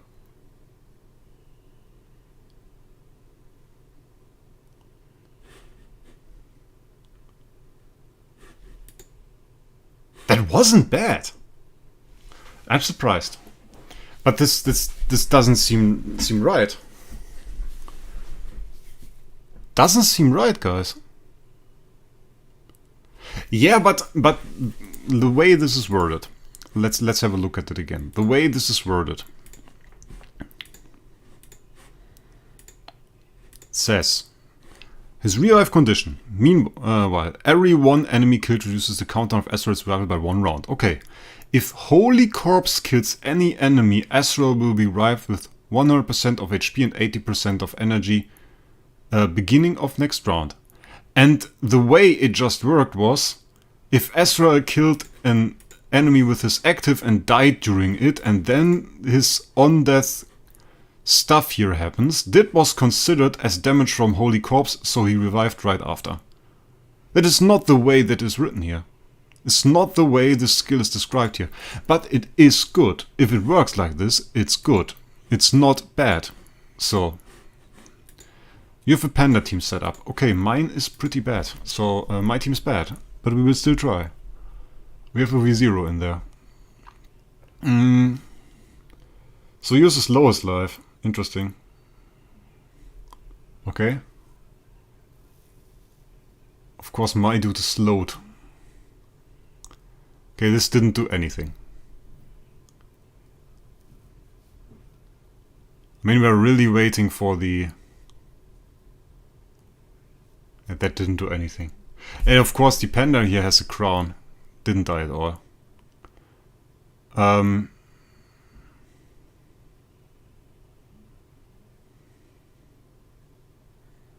course rather hard to get through here.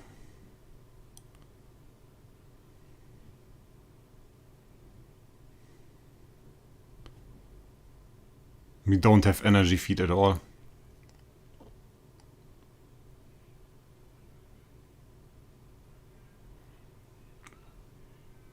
Vodka Titten, nice that you're in Java. Hope you have a great time, mate. Thanks for saying hello. Makes me happy to hear that. What do you mean anything Aspen negated his passive? What do you mean by Aspen negated his passive?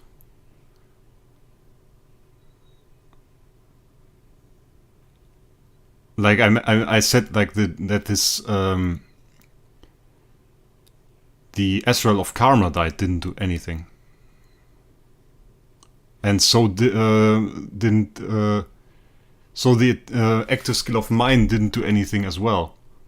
Like this was like no damage.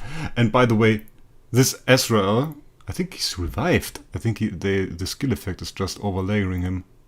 Weird. Looks kind of weird. No, but he has no life bar. But it's like really the real heroes behind that. Looks so weird. Enemy Azrael third passive. Sorry mate, I'm not sure what you want to say to me. So now the Azrael is revived. With 80% of HP, of energy of course. Now enemy Azrael is dead again. It deals like 3 million damage.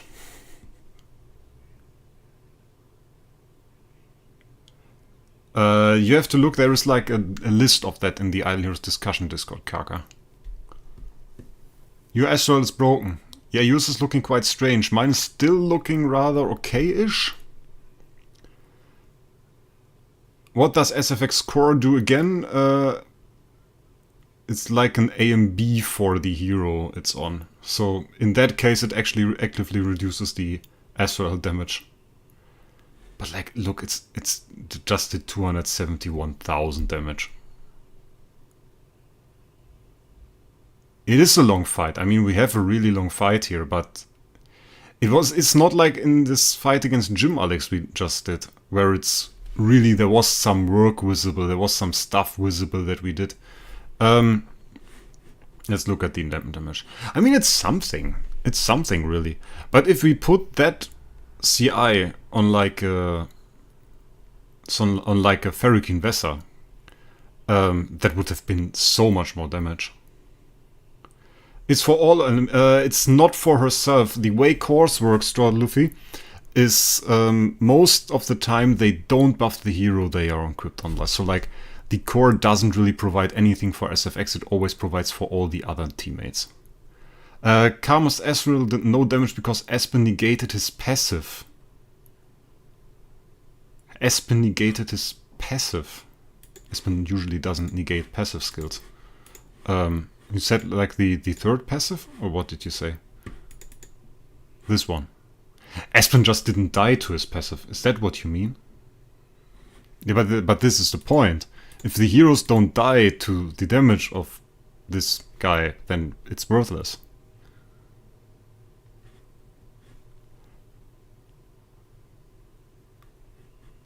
We have to look at the fight again. I will definitely make a review on the hero.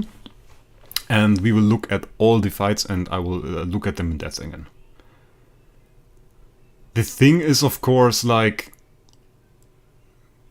Do you want crown or what do you want? So now we killed something, actually. But we didn't die, so... Really, again, wasn't really what we want. The best case scenario is if he suicides himself doing an attack. But you can't really force that, can you? The question would be, how does he perform with Endless Cane in a fight like this? Azrael could be good being dead if he was still able to collect buffs, for example, of Pandas and have scaling damage together with Endless. Yeah, he shouldn't scale with Endless when he's dead, right? Huh? That is like a buff that he gets. Endless counts as a buff. And as he doesn't get that when he's dead and doesn't get Panda buffs when he's dead, he will deal 900% of base attack, right? It should always be 900% of his base attack and nothing in there. So the damage he deals while being dead is probably not that great. I mean, that was like 8 million and 14 million.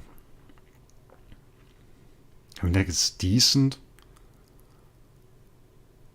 But the question, of course, is what artifact do you want to play on him? We will try Endless Cane. I think that's the best way. You mixed Aspen. Okay, that makes sense. Aspen passives with Taros. Yeah, it's not Seal. It's not exactly Seal.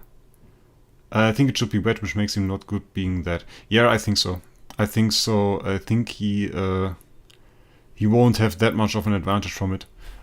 I like how he has the two healing effect debuffs here. So he's actually at pretty low life. That's interesting though. If he has a shield, I mean, that was good. That was objectively good, but he didn't revive. He revives at the beginning of the next round. So he should revive at the beginning of the next round now, at round 5. Let's see. We get a counterattack, okay. SFX gets attacked, whatever, and he revives. He's invisible. So I mean, that was good. If he gets a kill, that's good. If he gets no kill, it's worthless. Not sure. Another thing that's of course difficult and we haven't talked about yet are awakening stats. Like usually we talk about Giant Killer, we talk about Defier. But Defier would only work if he's full life. And even that is not sure, actually. And Giant Killer won't work because he can't have less damage than himself. Less life than himself. I would love to look at the repeat of that. Wait. I can look at the repeat of that. I can just look at it on what you see. You guys see it with a little bit of a delay. So let me see the damage number here. 181 million was what he dealt to himself. Doesn't seem like a small number, actually. That's a weird bug, though. That you always see the enemy one with like the real hero in the background. The thing is, he doesn't revive very often. Mine revives way more than Karma's, of course, because I get more kills. So Karma's is like no damage at all, pretty much dead. Died early, did nothing, done. I mean, like the Sherlock did more damage. Wooden skill damage. The thing is, this curse in some way, his multipliers are a bit high for skill damage. The only skill damage source that could be decent for him are awakening stats. And those don't do all that. I mean, it's alright like this. It's not too bad damage, but then again, we didn't put like the best setup here to fight a Panda team for the SFX. SFX would really profit from a Drake here. Oh, it didn't actually. We can skip the next fight. I can skip the next fight. I mean, that's okay. Can't really say anything else. So what we found out, and basically what changed the perception of the hero a little bit, is that the wording is wrong. That the hero doesn't actually do what he's supposed to do. If he makes an active skill, kills himself during that active skill, and his on-death damage or his active skill kills an enemy, that will count as a holy corpse kill and will revive him in the beginning of the next round. And that is actually a substantial buff above that what the skill says. That is actually a lot better than what his skill set actually says. Because the way his skill set is worded, it actually makes it look like he has to die, and then the end of turn has to come, and then his end of turn damage has to trigger, and this end of turn damage has to kill somebody, and this is unlikely, this won't happen. We saw that with like Karma's, we can look at it again, we saw that at like Karma's Ezreal, this thing doesn't get killed. It doesn't. If he's dead, he's dead. Just check the amount of revives Karma's Azrael actually gets. I won't be surprised if it's more than one.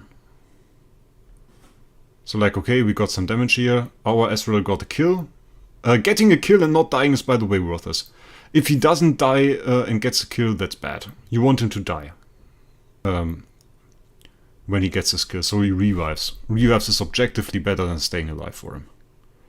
But he has to get the kill, so you want to focus on his damage. He needs attack and he needs to do damage. One thing that's a bit hard to test, but we should maybe do that, is holy damage. It's difficult to test holy damage on non-Transcendence heroes. So on Transcendence heroes you can just equip it. Here it's not that easy. Because the only way to really get holy damage on him is like a stone. And we have holy damage on him. So that's a little bit hard to test. I would have to roll an attack stone. And I really don't want to do that in the current situation. Because as you guys know, we are expecting stone upgrades. And stone upgrades, of course, are something that will cost us a lot of dust. And the question here, Karma, the question here, of course, our basic reduces block. Is he good now? I don't know. It's weird. Is there a way to lower his HP and increase his attack so he dies from his ult? No. No, not really, no. The only thing we can do is adjust Tenants for attack gain. That would be something we can do. Now we die to the enemy Ezreal reviving. The enemy Ezreal actually got a revive and we died to it. And huge damage here by Karma's Ferrokin Vesa actually. So his Ezreal should revive in the next turn. And now we have the entire game in the different way around. Change the battle speed to ×2. It's hard to see stuff at ×2. To be honest, if I analyze a fight, I have to see stuff. And I can't see stuff. Both revived. Weird. Okay, weird. Definitely have to rewatch that one because both revived. That was unexpected. I expected his to revive, not mine. Lower block by 35%. Don't forget precision, Karma. We still have precision. So this is likely done. Yeah. Okay. And this time, little consistency issue here. I would say. Small consistency issue. Went from 1 trillion to like 245 billion. Million. What's the best first Transcendence hero nowadays? Use SFX, be happy. My take on it. Okay, we have seen that now. We have seen that now, guys. I think, okay, we can say something about his PvP performance, I think. Yours revived. Yeah, he did, but in the 1 trillion fight, I think the reason he got so much damage was more like he got kills, actually. He got kills while suiciding himself. Another thing is, of course, we can definitely play Unbending Will. Unbending Will is no problem at all for him. The extra speed is debatable, because that actually heightens his life. You rather don't want the all damage reduction, that's clear as well. And with that, that's likely it. Now let's try him actually in PvE. I think that will be one of the last tests we are going to do. Before I end the stream, we are going to do some Realms Gate.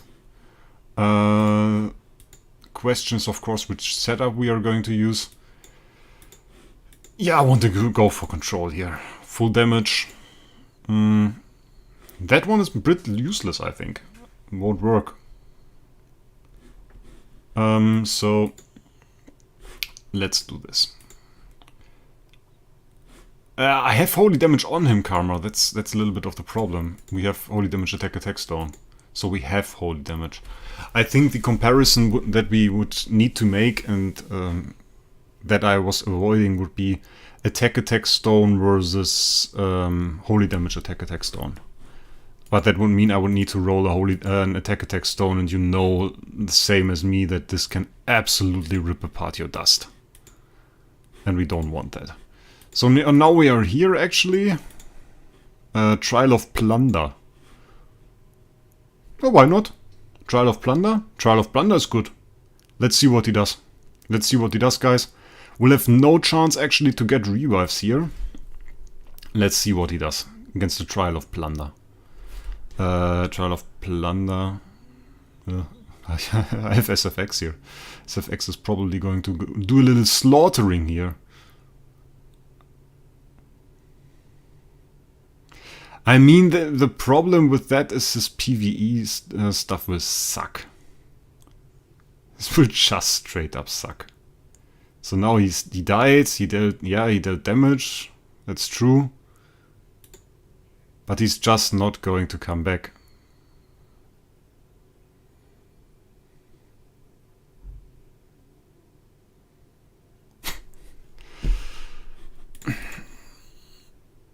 Yeah. We're talking full home here.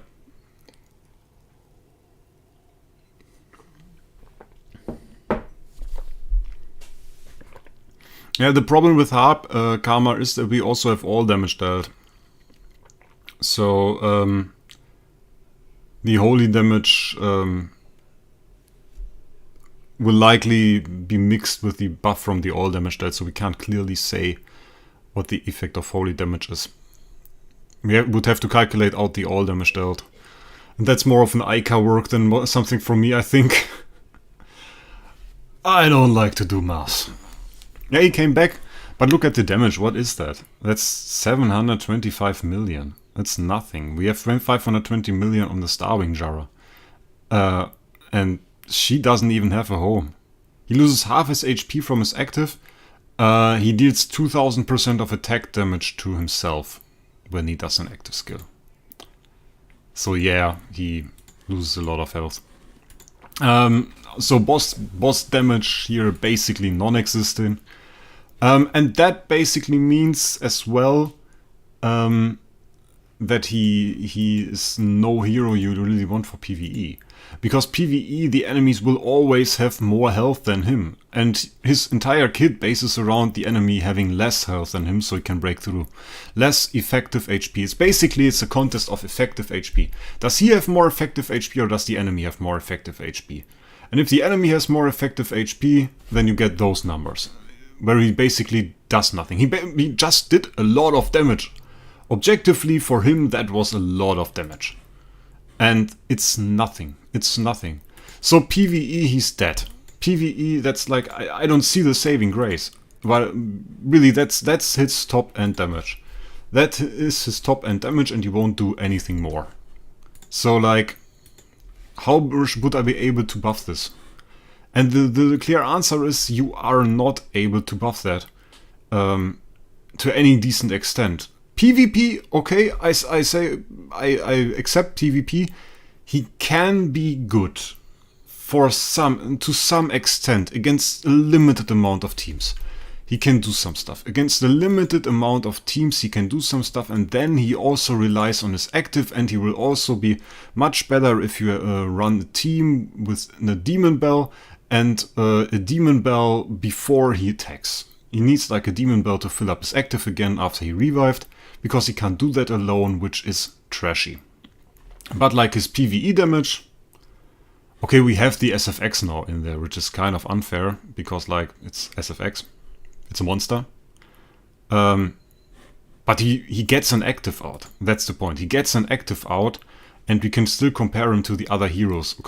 I don't even compare him to the A-tier Ferric Investor that has no home at the moment. I compare him to a B- Starving Jara that has no home. And it still sucks. It still sucks. Both do 1 active. There's no difference here. There is no difference. Both do 1 active.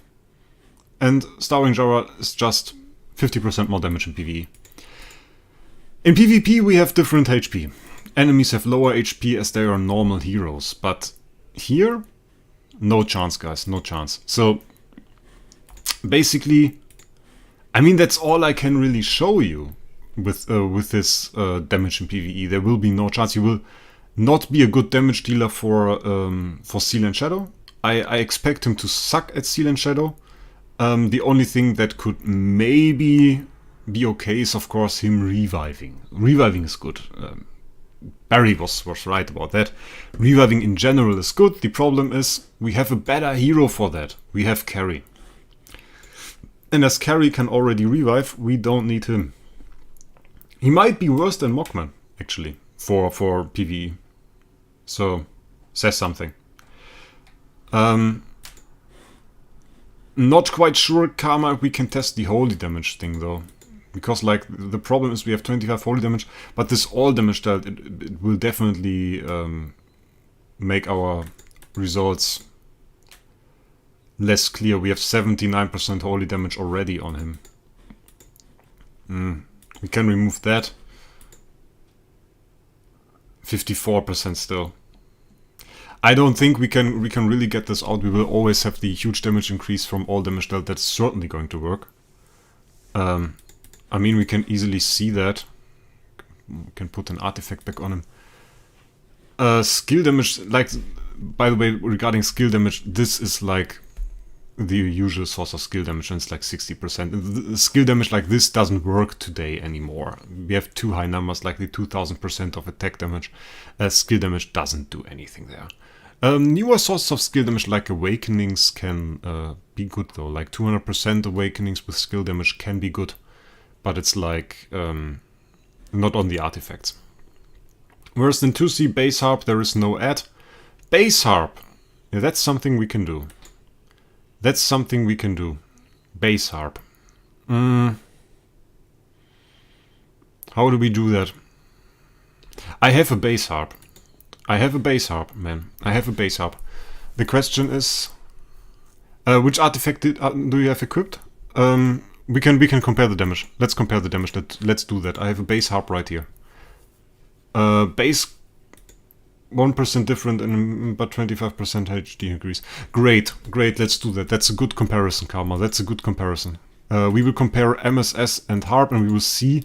Regarding the self-damage, mainly self-damage, the enemy damage should not get higher through this. So we can compare this. Let's start off by using the MSS, base MSS, and we will go for... Nice, you have it re-equipped. What artifact do you have equipped, Karma? Would kind of need to know that, unless I can see it, obviously. Let's have a look.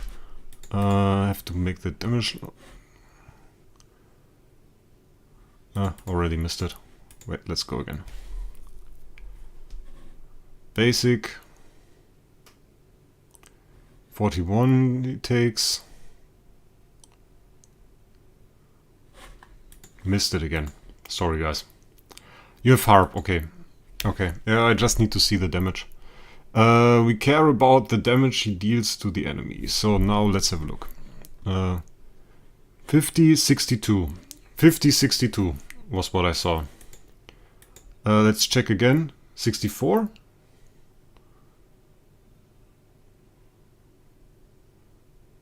$50, 62, yeah. 50, 60. Now it's 64. Wasn't it 62? Didn't I see 62 before? 50, 64. Okay. Do I have like a pen? That would have been great. Then again, I sit in front of a computer. The miracle of modern technology, guys. You can write stuff down. So it's like 50, 64. Okay. And now we add holy damage to the equation. We reduce the attack by 1%, so we would have... if holy damage doesn't work, we would see a minor loss in damage. Oh no, not that one. We need the other one. That was the wrong one, this one. We would see a minor loss in damage, and holy damage works, we will see a minor increase in damage. And of course this will be on turn 1 now. 50, 51. That's a lot less. Why is that a lot less, Karma? That's a lot less. 50, 51. Did we miss something? Did I do something wrong? No, we have that equipped. And it does attack and holy damage.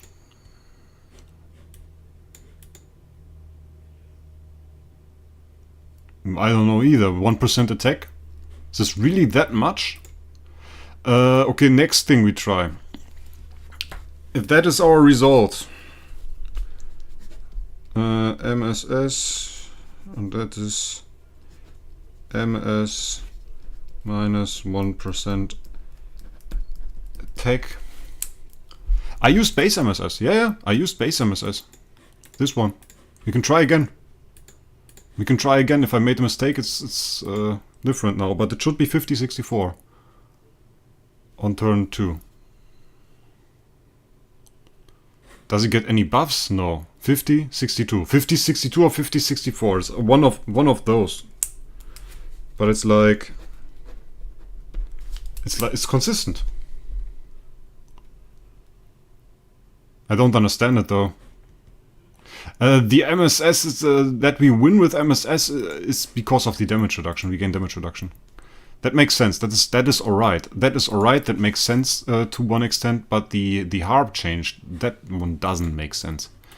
We can try base A and B. Let's try base A and B, Karma. Base A and B. Because that one has block. Doesn't really matter, but it has 25% attack. 25% attack. So that should... If that's really only the attack, and the attack is so important, and I didn't calculate it again, then it should be a lot more damage now. Something like 80 or so.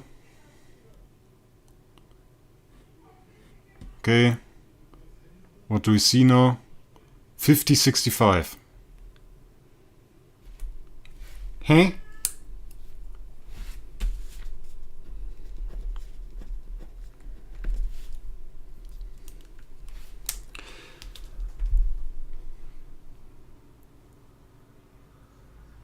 It makes no sense.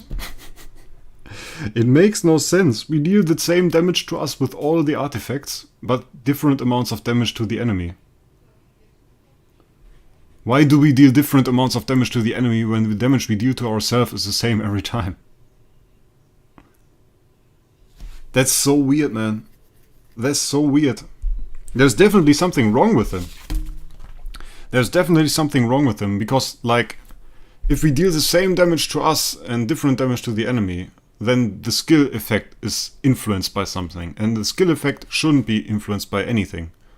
So, like, the damage they deal to ourselves should be influenced by our stats, and that should change the way the amount of damage the skill effect does. And then on the second base, there should be stuff like Crown that can reduce this damage. But if we don't change the hero we attack and suddenly our damage varies, that doesn't make sense and is wrong. Then this active is bugged and doesn't work the way it's intended. Or at least not the way we understand it from the text they made. The damage is very consistent, but it's consistently wrong. The active skill doesn't work in the way that it's written down. We did some real GDP work here today. So, like, what we found out was his passive doesn't work as it is written, his active skill doesn't work as it is written, his basic skill is bad, and his skill buffs, okay, yeah, I think they are right. We can... I mean, if everything is wrong, then let's check if the skill buffs are right. unequip everything. We should keep 36% of holy damage. And let's check the skill buffs. HP 40, 25% crit, 30% control immunity should be okay.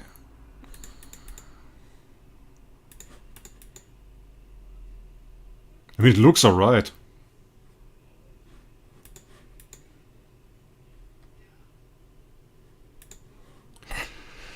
It looks alright, but he's bugged.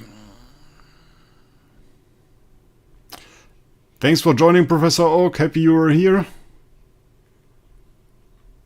Happy that you were in the stream. Quite nice, mate. Thanks for that.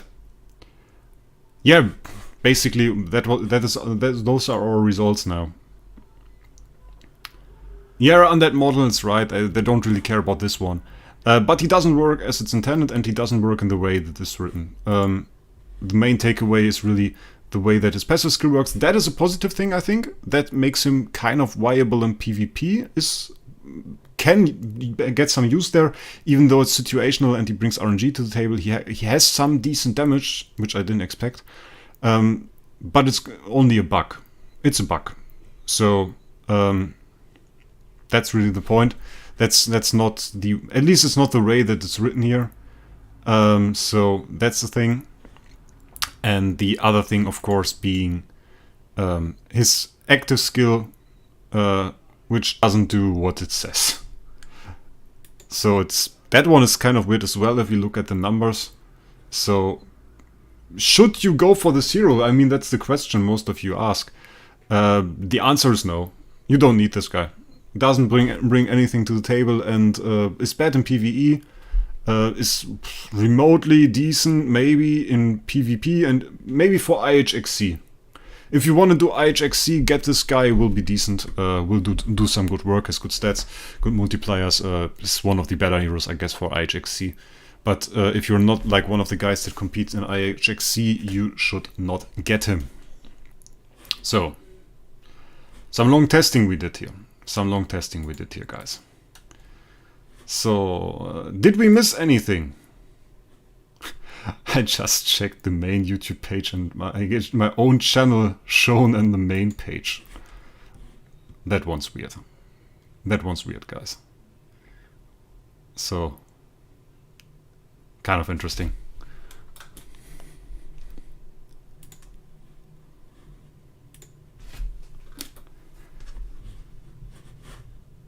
Write it in chat if you want to see anything more. He's odd indeed. Yeah, he is Cocopre. New heroes are very lackluster. Definitely. And another thing, if you guys didn't join the Discord yet, definitely do that. Definitely recommend joining this Discord. I will post the link there soon. Does self-armor affect damage taken? We can't change that right now, I think. Armor.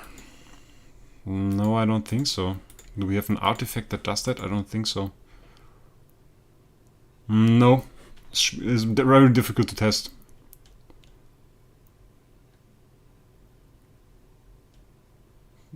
Thanks for the support, Key. Happy that you are here.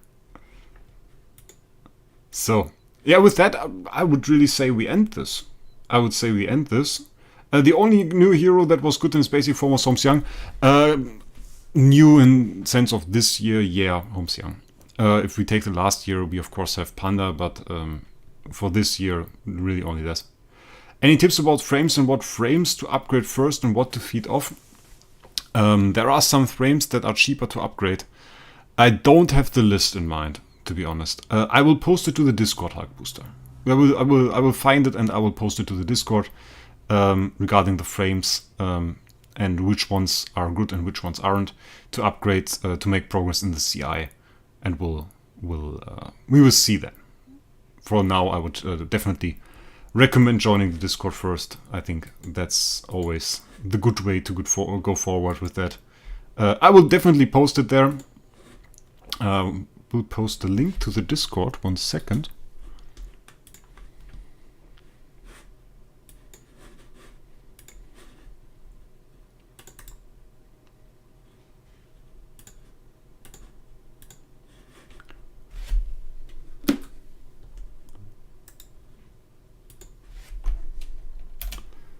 That's the link for the Discord. I just posted it into chat. Karma, thanks for joining. I want to end the stream now anyway. For all the guys that joined, happy that you were here. Great stream once again. A little bit smaller this time, which is quite alright. Still peaked at like 134, I think. And beyond that, everybody that didn't join the Discord, join it. Get in the community, have some fun. And with that, guys, we will see us in the next one. Bye.